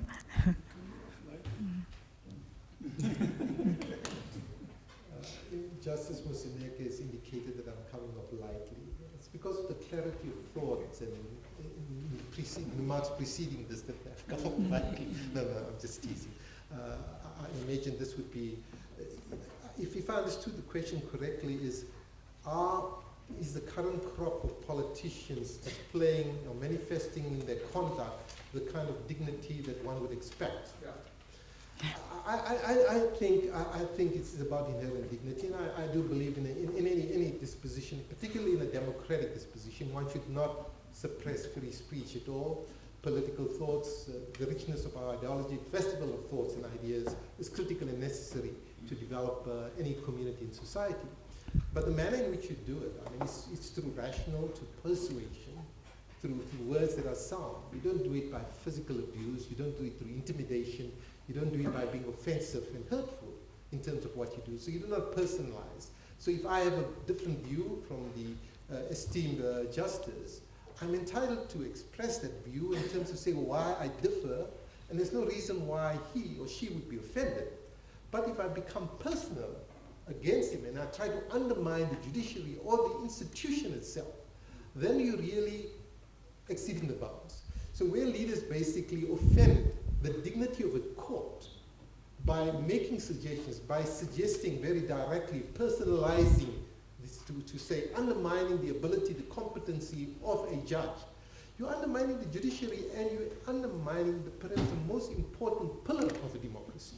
Because when people lose respect for or have lesser regard for the court as the protector of the rule of law and the protector of our supreme law, then we are seriously in trouble. And where leaders basically, in an undignified way, say that if they don't agree with the court, they would go to the bush and fight. They are threatening our democracy. And to me, that there is not freedom of speech. To me, that is irresponsible utterances. And it doesn't matter who it comes from and which court it comes from. I do believe that we fought very, very hard. And we had to compromise our sense of injustice, sustained injustice that we're exposed to, in favor of rational discourse and ability to persuade each other. And I think we shouldn't lose that, because that has been the strength of our democracy, and that has been the strength of our leadership in our country. And I do believe that all our leaders will come around to that particular reality. You know, it's also a lot of political speak, again, you know, is something that one has to recognize occurs at all levels, and then the temperatures go high at certain times and low at other times. So, but there is an important responsibility that all political leaders have in terms of social cohesion, in terms of unity in our diversity. Okay. Well, I thought I would be provocative and say, sorry, dear, the cutting end of that question was, the cutting end of the question, as understood it was, are the current leaders, or is the current ruling elite in pursuit of dignity of the people? Yes. That is what the question, as I understood it, but he could raise it, is, are the current leaders living, behaving in accordance with the dictum that you write about so wonderfully? Are they in pursuit of dignity of those they lead? I thought, thank you. That is what the question is. This is why I'm always, I'm always privileged to be in the company of deputy. No, quite seriously. I think it's a very important point, because the point that we make in the book as well, and in fact we reflect on what Nelson Mandela has said, that notwithstanding the political and civil freedoms that we have, until such time as we can achieve socio-economic rights for our people, and such time as we can change the quality of their lives and give meaning and content substantively to their lives, we are not pursuing our dignity. So where leaders basically might be respectful of the citizens, but do not do anything to change substantially and materially the conditions under which they live. Youth, enhancing and empowering them, providing better quality educations and opportunity, then certainly it negates the pursuit of dignity rather than affirming and enhancing it. So I don't think the judge thinks I have answered it adequately now this time. but that's a cutting edge of many years of judicial experience. And are there any more? Are you satisfied with the answer? Any more questions, colleagues? Just the last little point. I've always wondered now whether there was any tension between your steadfast belief in Islam and your steadfast belief in the goals that were pursued by the movement that you belong to. Did you ever find, knowing you so well, I know you are a devout believer, but at the same time, you're a revolutionary. And have you found any tension? Well, I think people with a parochial view, and I thank you for that, of religion and their understanding of religion, might feel that there is an unnecessary tension. When I address audiences, especially Muslim audiences, I draw their attention to the revelation itself, the Quran itself, which says, where God says that I've created you in different nations and tribes so that you may know and understand each other rather than despise each other. So that's a fundamental commitment to non-racialism. And the Prophet Muhammad says, basically no Arab shall be superior to a non-Arab and no white should be superior to a black. So there's a commitment to non-racialism that lies there. So I never found a contradiction between the ethos that we try to create and my religious belief. However, there may be times where people might find that there is some kind of tension between the two. And the best to do is to basically defer to the wisdom of Judge Musineke, if you know him at all. When he was confronted with the issue of Islamic marriages, because not only they are polygamous by nature, you can have more than one wife, he did so in a very interesting way, and that is basically the kind of judicial expertise, competency, and vision that we require. He didn't only look at marriage itself, he looked at the consequences of marriage in the parliament. What would the position of a second wife be? What are the consequences upon a divorce? To what extent would it impact on the children? So here you had only a monogamous system out here, and now you have, okay, you have customary union and you have Islamic marriage. What the judge then did, he recognized firstly the constitutional guarantee for diversity in religious beliefs. But then he says it's not for the judiciary to determine how you're going to draft the legislation that will regulate that particular reality, that particular regime. In terms of its compatibility with the Constitution, it is the responsibility of Parliament. And Justice Musineke will remember that he gave them 2 years to do that, and they still haven't done so. They're actually in contempt, by the way. Yes. But I'm saying to you that that is important. So where there are possible tensions, I think you could, through policy or legislation, deal with it in a manner that is inclusive. But they do occur from time to time. So you would have the situation of abortion, for example. It's a good example. It's both Christian and Muslim. And the point out here is we have the right to life, and people basically argue against it. But one always says, and the argument, the engagement I have with the community is simply this: nobody imposes on you to have a sexual relationship with another person in order to have an abortion. Your morality is within your hands. So don't argue about abortion because you know about the harm of abortion. You must argue about the morality that you want to instill in your people out there, and people are quite happy. So those difficult, somewhat at times morally restrictive, parochial interpretations can be explained away in a way that makes constitutional sense. It's also about sexual orientation, Justice. What about your religious beliefs? Can you ask Dr. Musa to listen? Yes, Dr. Musa, please listen to it, because Justice is right. He might have a particular orientation in terms of sexual behavior, but he's not going to deny another person from having a different orientation or approach towards it. So being Muslim simply means that you might have a particular belief in a particular way of life, but you cannot be disrespectful or intolerant of any other attitudes or behavior. And I think that's the key to our success. And I think our democracy in South Africa thrives on that particular reality, that they are tolerant of different views, whether it's in terms of religion or conscience and belief. And I think that's what we should take pride in, and certainly urge our people to be more open-minded about things and to celebrate the wonderful diversity that we have, rather than the limited interpretation that we tend to give as if we are not a secular democracy.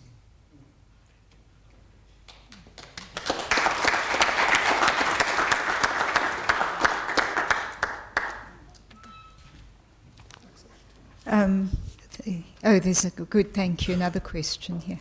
Just a quick one from our Deputy Minister. There's a study that shows 8 out of 10 grade 4 learners cannot read for meaning.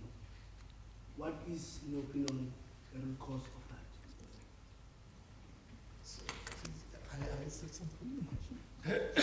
There's a report which says that learners who are in grade 4, 8 out of 10 cannot read for meaning.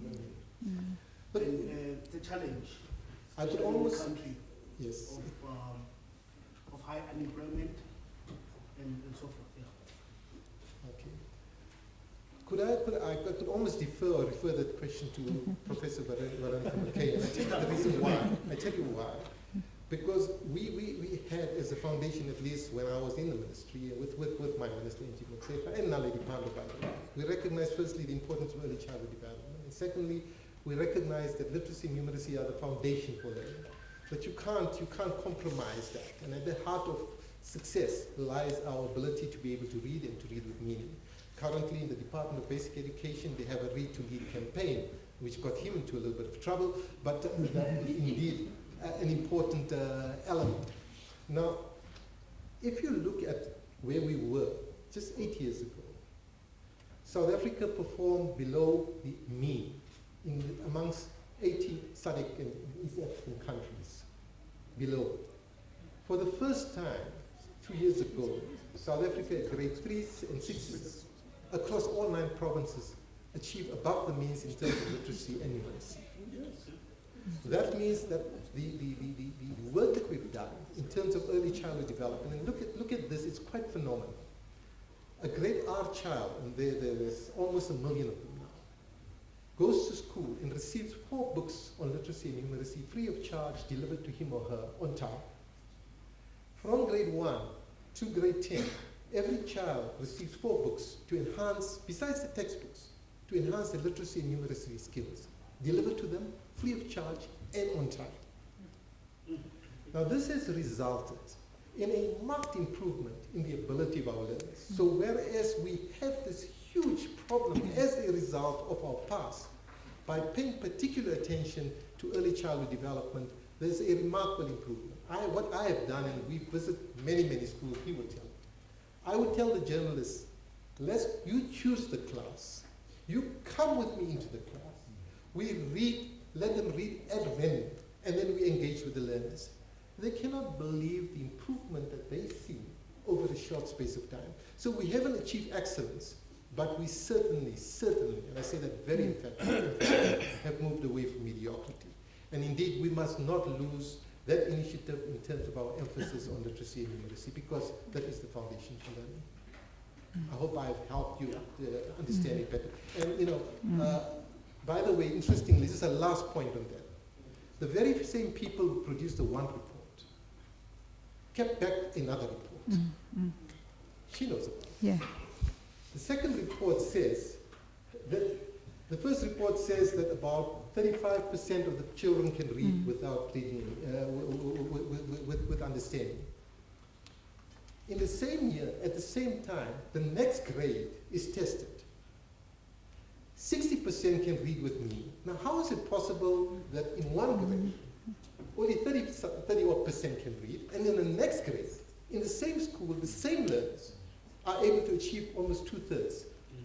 So there's something flawed, and I've engaged with the people who do the research, and they said that there are flaws in this. The people who basically issued the report, and I don't want to name them, but I've spoken to them in public, in the media, had undertaken 18 months ago to release a second report. They still haven't done so. The reason for it is to create the perception that our children are not progressing. I can tell you unequivocally and emphatically that we haven't achieved excellence, but we've certainly moved a long way from the mediocrity out there. Go and listen to your own brothers and sisters and your siblings. Ask them to read to you, and you will be convinced. Don't go anywhere else. Just go home, and you'll see the remarkable improvement that has been made. If I can add to that, just very briefly, because I work in the field, both the SACMEC and the PEARLS, both are the 2 international measures, did indicate improvements. And I've published an article, Deputy Minister, on the debate of the release of results with quotes from the people who actually administer the tests. So there was an improvement. There was, and I've published on the massive improvement in the SACMEC and the PEARLS on the marginal improvement. So yes, there has been. It is shifting, and we're shifting from a very low baseline, but we're shifting. So, and I saw there was one more question. Thanks. Without wanting to prolong it too much, it's perhaps fitting to end where the Deputy Minister started his career. He was as I remember, a member of the Rules Committee, and I would like your view, Deputy Minister, on two things. A, 2 years ago, while you were still part of the caucus, the debate about having secret ballots in Parliament, particularly on motions of no confidence. What is your view on having motions of no confidence? Because it is contrary to the values of transparency, firstly, and secondly, related to that.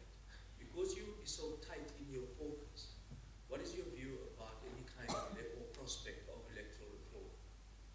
Now you don't want any of the members of parliament, of the ANC, or any of the government officials to attend the next launch. No, I'm just bluffing. No, look, it's a matter that has been debated over there. But I think, again, our respect for our courts and the rule of law, and seated right next to me is one of the authors of a judgment around this particular matter, that when it comes to your responsibilities as a public representative, you are bound not only by the provisions of your political party's constitution, but more importantly by the supreme law of the land, your constitution. So if there is a flouting of any provision in the constitution, you can't, on the basis of party discipline, be seen to be supporting that particular transgression. So you would have the freedom of conscience into saying, no, listen, so for example, if your party says, no, let's start doing something that is totally against the fundamentals of non-racialism, are you going to support them? I certainly would not. But so many, I can tell you within the caucuses, that there were many very strong views that were expressed about the matter, and it's been in the media itself. The issues about Derek Hanekom, for example, a former minister who expressed his particular views and attitudes about it, and it was understood. So I just feel that when it comes to the best interest of the country, the best interest of the people, the rights that are enshrined in the Constitution, your conscience should be the determinant, not your party affiliations. But at the same time, you have a responsibility to inform your caucus, to inform its leadership about where you think they've gone wrong. So I can tell you, as I'm seated out here with regard to the land issue, I've raised it in every single caucus of the ANC, at its NEC, to every minister who was a Minister of Land Affairs, whether they took my view, whether they dealt with it in a way that is according, but I have raised my voice in that particular matter. And that is it. So if tomorrow I basically say something about it, so I say in my book that we should have basically implemented the law, passed the law on expropriation years ago. It's not something that I'm saying now. They'll say, why didn't you raise it before? I've raised it over and over again. So I have the courage of my conviction to say, in my book, this is what I've done. So the ANC can't say, but hey, Comrade Enver, you could have spoken to us first. But Comrade Enver has spoken to them about it. And that's it. And I think that's the kind of conscience that you're going to have. That's it. Before I conclude, I say something. I just want to say something. It's Women's Month, and I owe most of what I've achieved to the presence of a partner in my life. And that's my wife. Yes. Oh, yes.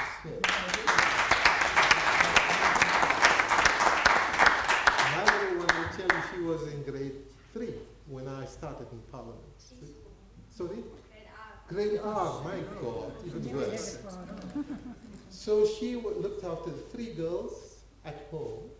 She was a secretary, the chairperson of the branch, a member of the regional of the ANC, so filling that particular void periodically, looked after the kids and allowed me to do what I did. So I was an absentee father, and I apologized to them continuously, and an absentee husband. So I really would want to say, and that is why I've dedicated this book here to my wife, because she made it possible, and to the youth.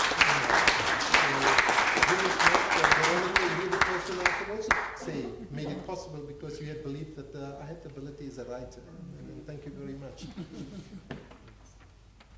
And I know that Justin Gwepe, do you still have a question? Yes.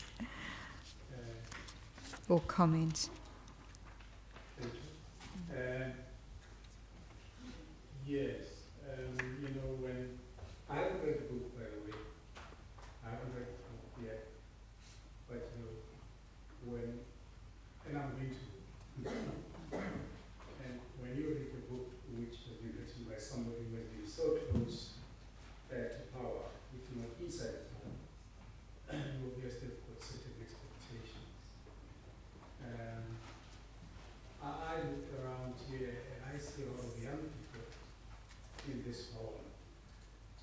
it is not lost on me that we are at university, within the campus of a university.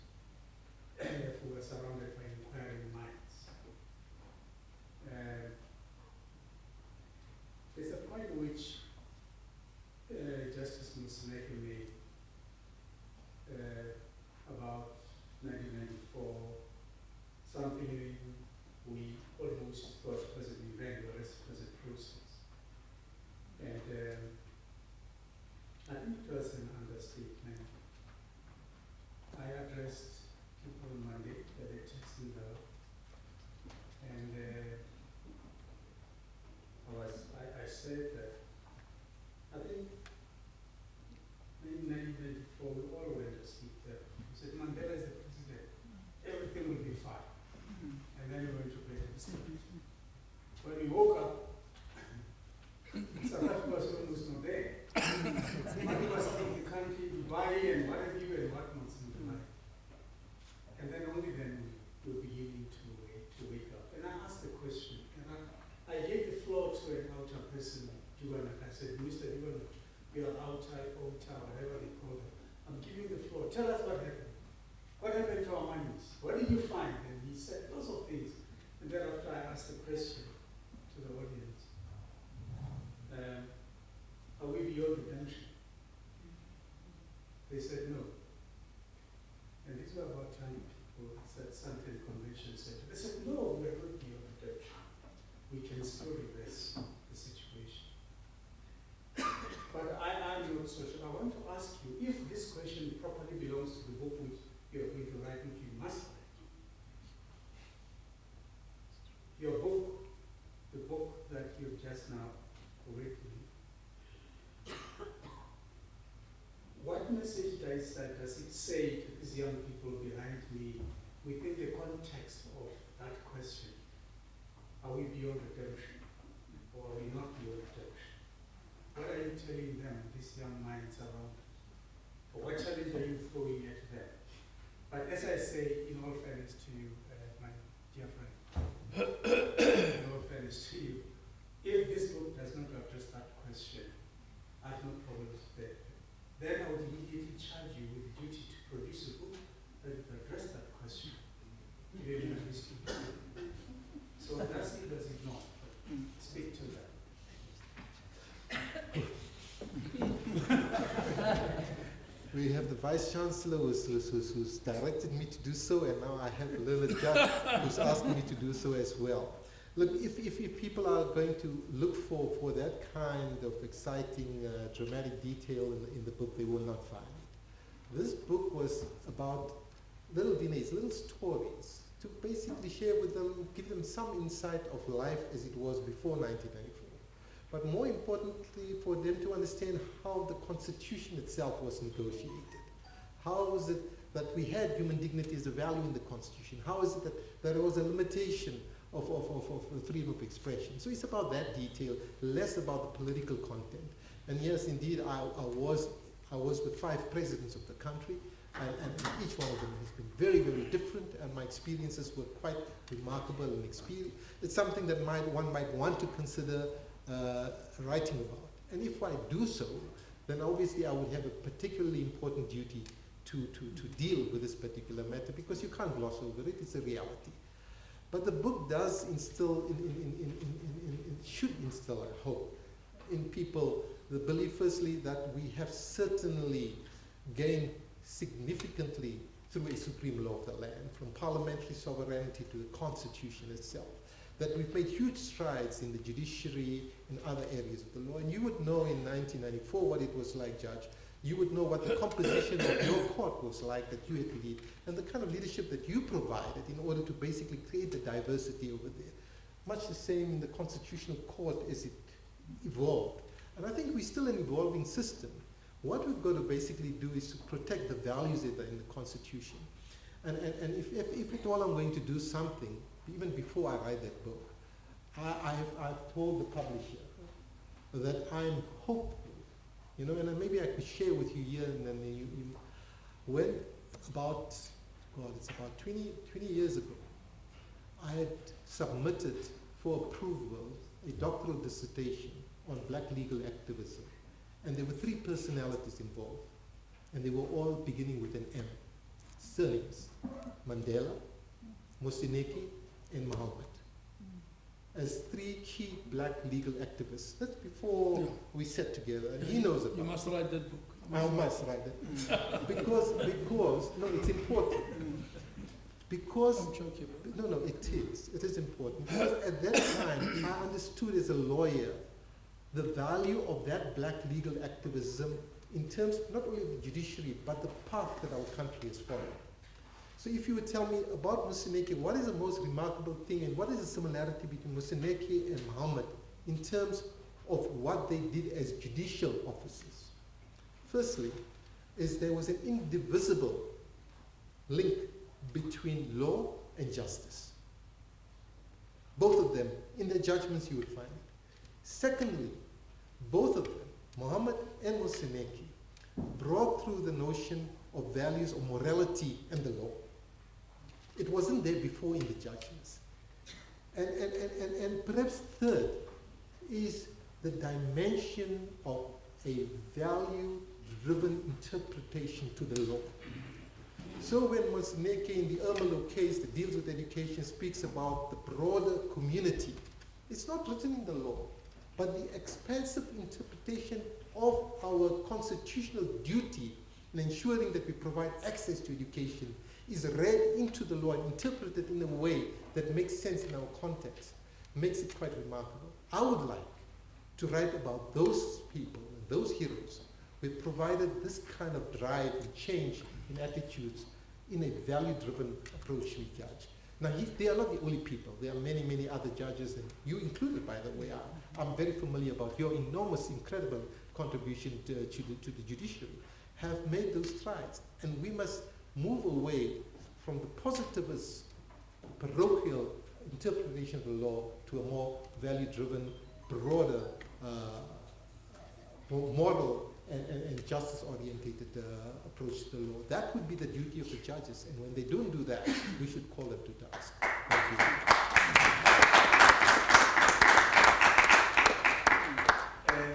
Just this one. You said how many? 8 out of 10. Yeah. What about 8 out of 10? The only 8 out of 10 can read. With me. Well, Mr. Mtange, I think you had, and all I can say is that I heard you're going to, I heard from the media that you're going to teach primary children, primary kids and high school kids, you're going to give them sex education. I don't know what that means. I don't know how far you're going to go in giving them sex education. But you're told they're going to get sex education. As you are going to give them this sex education, will you please also just make sure that they can read properly? Tell them before you give them sex education. I'm not saying don't give it to them. Yeah. If they're going to get sex education, whatever that is, just make sure they can also read and write.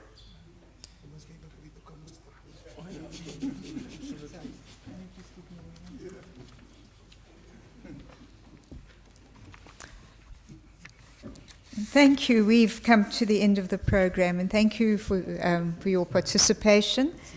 And Mr. Haroon Kalla is going to thank this magnificent panel for a very stimulating afternoon. So over to you, Mr. Kalla.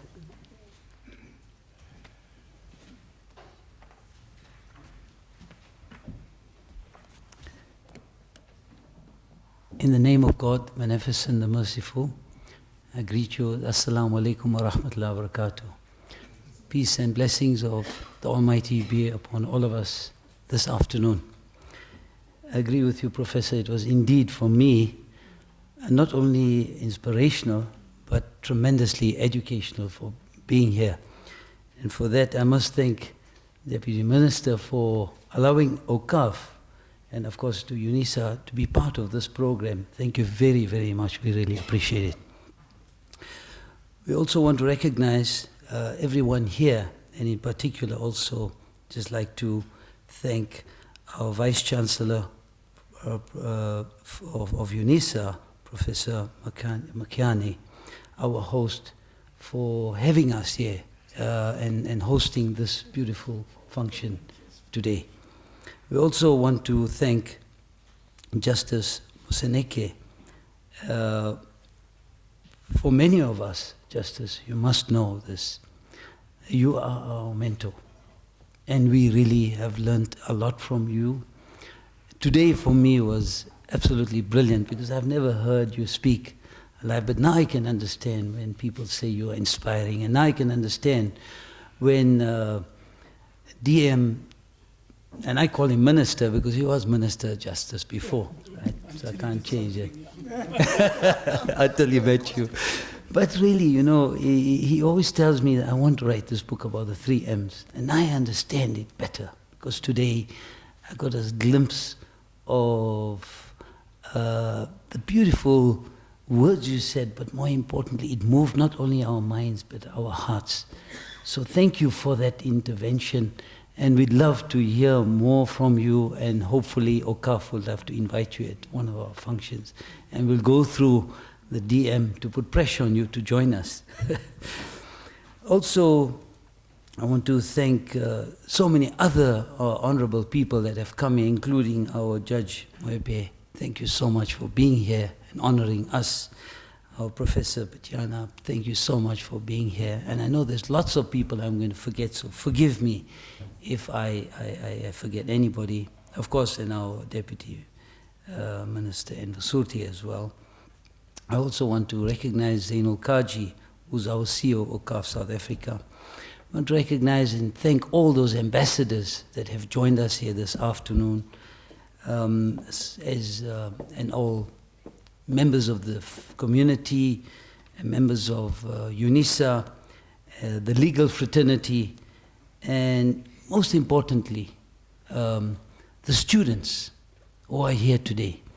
You are our leaders, and you are our future. So the questions, many questions were asked about, our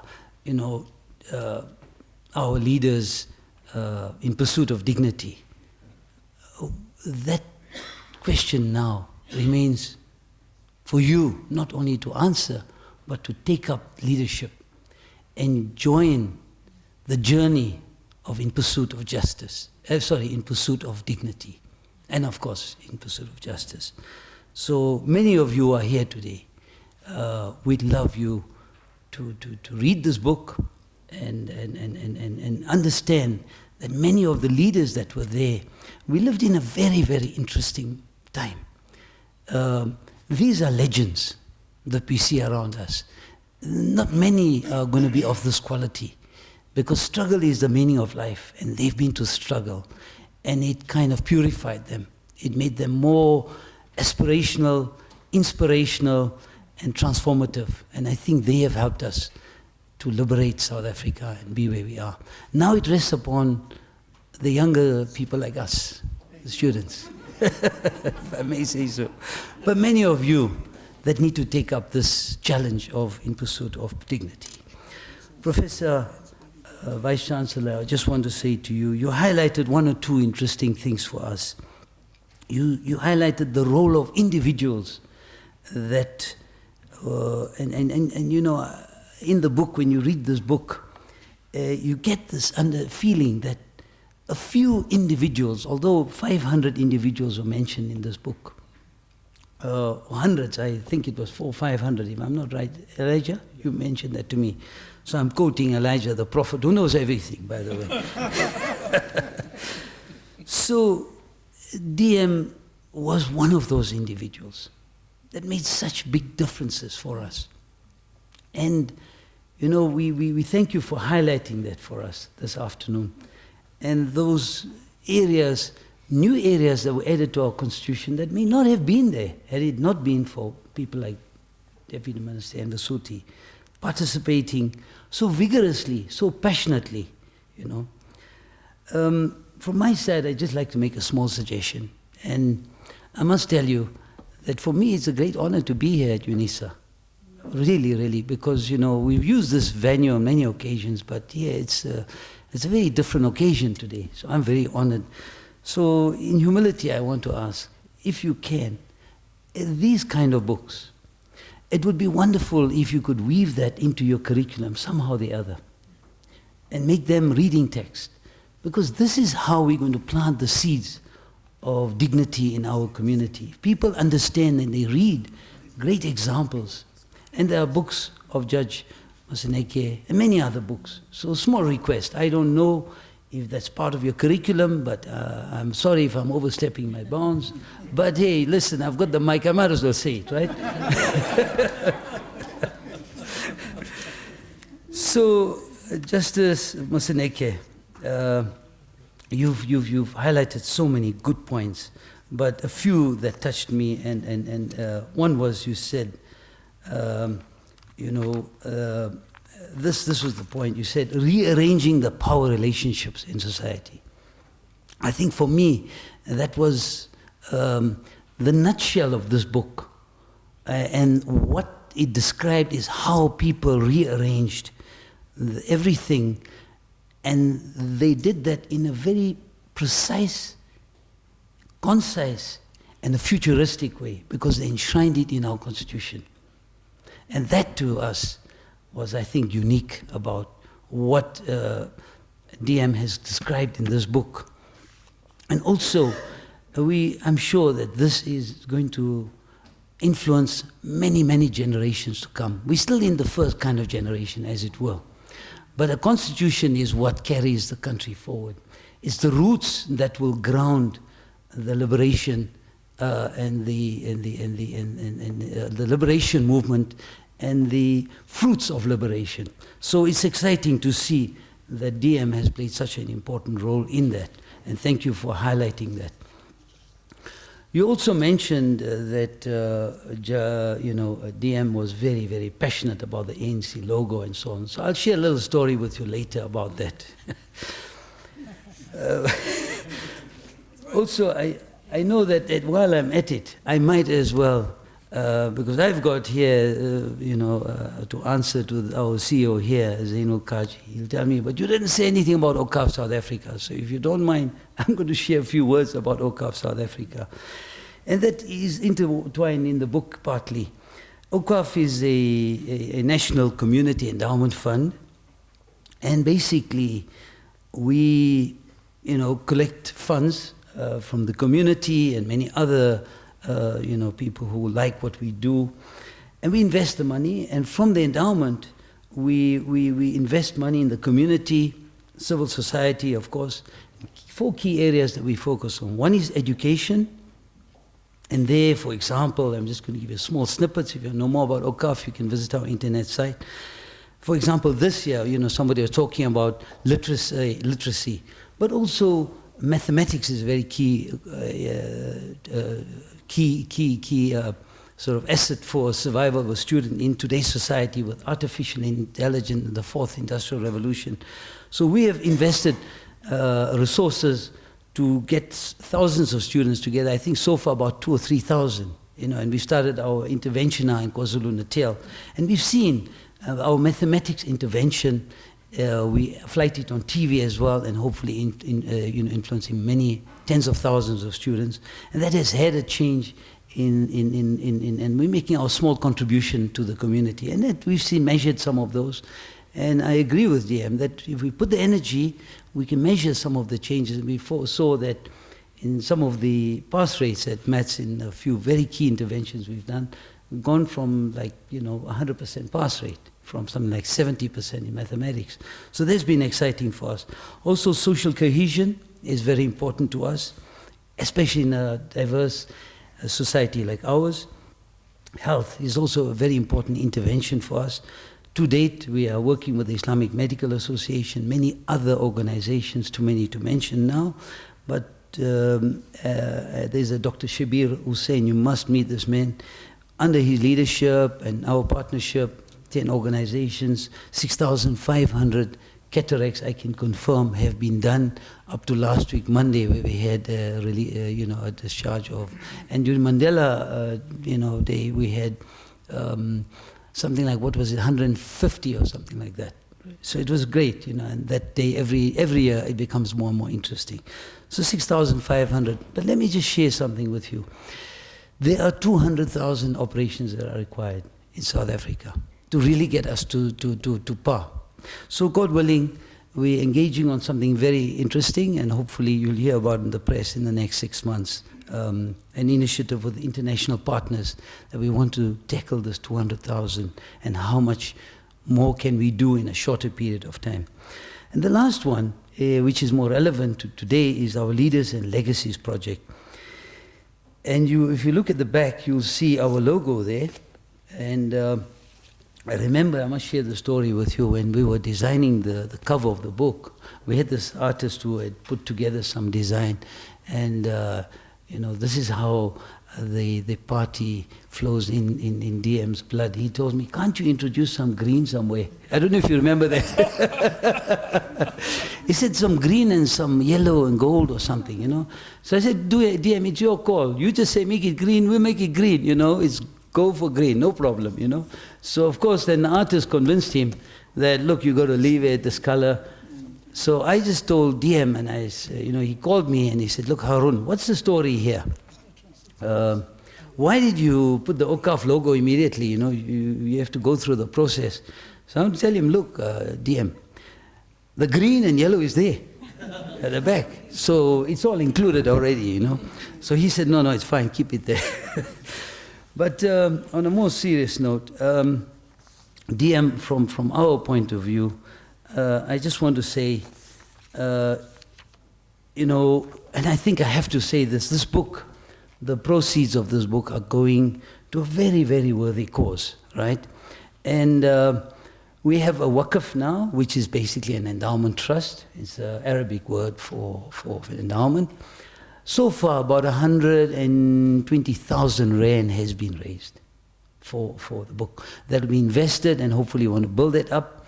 And those monies, DM has donated to the trust, and the monies, the endowment will benefit two very important projects. And you can see DM is very passionate about early childhood development. So he said, look, let's put this money, 50% of it, to early childhood development for those children who are physically challenged.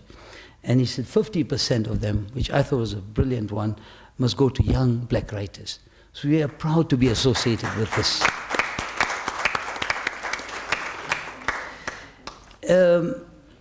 DM, I've got lots to say, but on a final note, because so much has been said and everything has been highlighted. We're really heartened that you have chosen us and the cause that you have chosen. But somebody said earlier when we were walking in, I think it was Professor Patiani, he said, Enver, now you are a liberated person now. Because you're not in Parliament anymore. I don't know if you meant that. But you said you're liberated because you're a writer, I think. And let me tell you something. Now that you're liberated, I think nothing stops you from producing your memoirs, as I think everybody is suggesting here. And I know you're a very humble person, but I'm sure that would make a very interesting read, because you walk the corridors of power.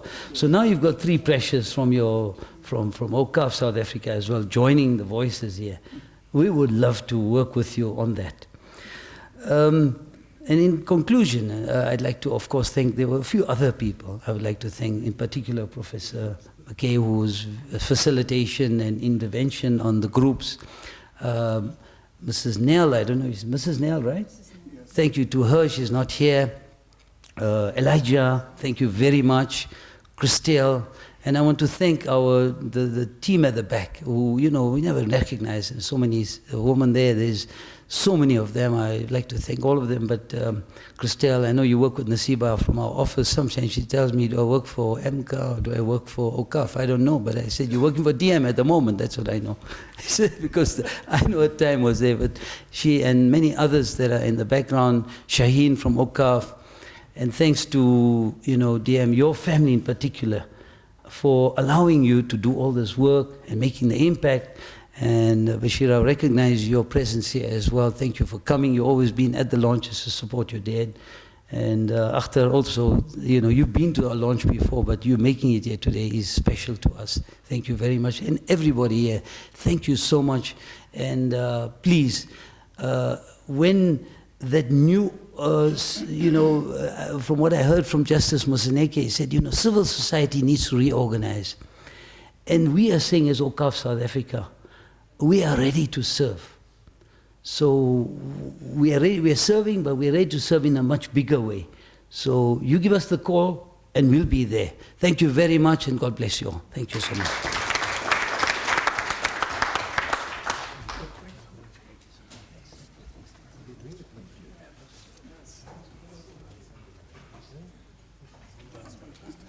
Oh yes, he did. Sorry. My apologies. It's been an inspirational. There's a small clip that needs to be shown. I'm sorry, I left that part of the paper on my desk there. Sorry about it. So maybe we can just share this clip with you. And there's a few gifts we'd like to give out to honor our special guests. So is somebody rolling with the clip? Thanks. Okay. It is important for us as Muslims to understand where we come from. It is important that as we acknowledge our leaders, our activists, our Muslim brothers and sisters who have contributed so much to the transformation of our society, to the promotion of our religion, to understand that they did so because of their commitment, firstly to their faith, and secondly to social justice and equality. Their struggle has been a struggle for the affirmation of the dignity of all human beings. The second is to recognize the role of the Muslim communities and organizations in paying particular attention to the eradication of poverty, to assist and support those that are historically disadvantaged, and ensuring that as they improve the quality of their lives, they do not forget those that are less privileged and less disadvantaged. Oh, yes. Well, South Africa has an important role. If you look at itself in terms of its evolution in Islam, the second biggest recipient of benefits through the OCAF funds or endowment has been general education. So the OCAF would have a particular role to play. In the context of South Africa itself, given our past of imperialism, colonialism, and apartheid, you are certainly aware of the huge disparities that have occurred and the kind of redress and equity that we have to achieve. Now, we believe that there is a role that OCAF can play in terms of the provision of water and sanitation, in terms of the provision of quality infrastructure, as well as learning teacher support material. So these are some examples of what OCAF could do in the context of South Africa in the light of the fact that we are trying to achieve equality and are committed to human dignity. Well, as I know, the Muslim minority in South Africa, they've always been magnanimous and charitable. They've always contributed to the welfare of communities and not exclusively to the Muslim communities. Many of our poor children from all race groups have been funded through bursaries, etc., by Muslim organizations. And we do believe that they can continue to play that role. What is critical at this juncture is the fact that we now have a democratic government which is committed to partnerships in terms of eradicating poverty and improving the quality of lives of our people. And we have an opportunity and an invitation to say, look, we are here. We would like to hear what contribution you are able to make, and we could facilitate that in a way that is meaningful without creating a situation with duplication.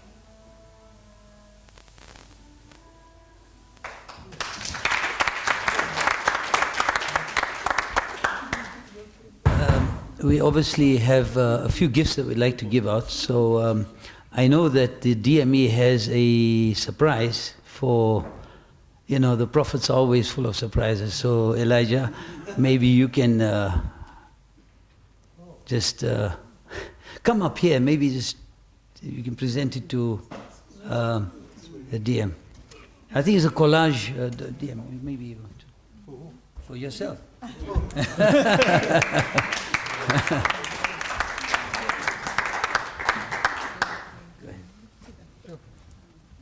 This one comes from the Gauteng Education Department. Oh, wow.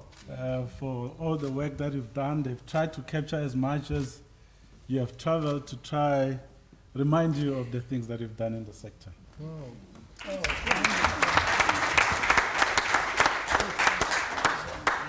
And this one comes from the Department of Basic Education. That's why it's bigger. Also tries to, reflect on some of the places and some of the speeches that we've made all over the place in pursuit of dignity. So we hope that it will hang in your house and remind you of the work that you've done and the contribution you've made to the basic education sector in particular, and of course elsewhere in the public sector. Wow. Thank you.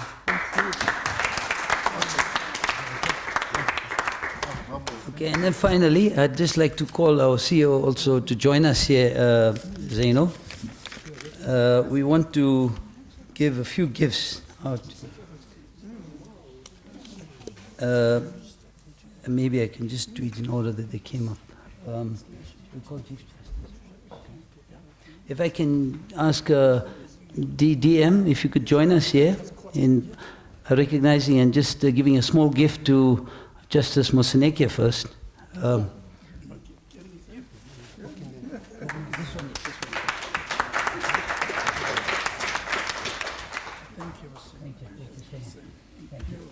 Thank you so much. Maybe you want to just take a picture. Just take a picture. I don't know what's got to do with it. I don't know. These people are too generous. Yeah, it's good. Thanks for being here. Thank you so much. Thank you for the generosity. Thank you. Vice Chancellor, if I could ask you also to join us, a small gift. This one and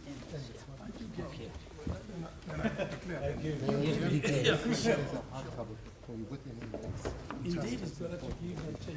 Thank you so much. Thank you for hosting us. Really appreciate it. Thank you. Thank you so much. Thank you so much. Let's take a picture. Yeah, we'll take a picture. We'll take a picture. Okay. If I can also call Professor McKay to join us. Professor? Oh, yeah, all right. Yeah, well, that's very important. We'll wait. Here we go. Thank you. You want to give me a hug also? Thank you, Professor. Thank you so much. We really appreciate it. Thank you so much. Thank you.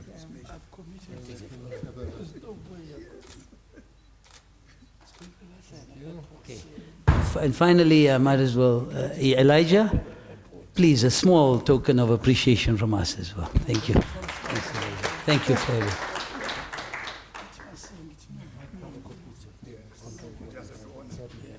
Thanks. One picture, Elijah. One picture. Oh, it's so nice to be here. Well, thank you to everybody. I don't know, program director, I leave the... Offer them lunch. Yeah, well, you might as well do the... Thank you very much for being patient. Okay, he's delegating the function. I try to delegate. There's some snacks for everybody outside. Thank you so much for being fantastic today. Thank you.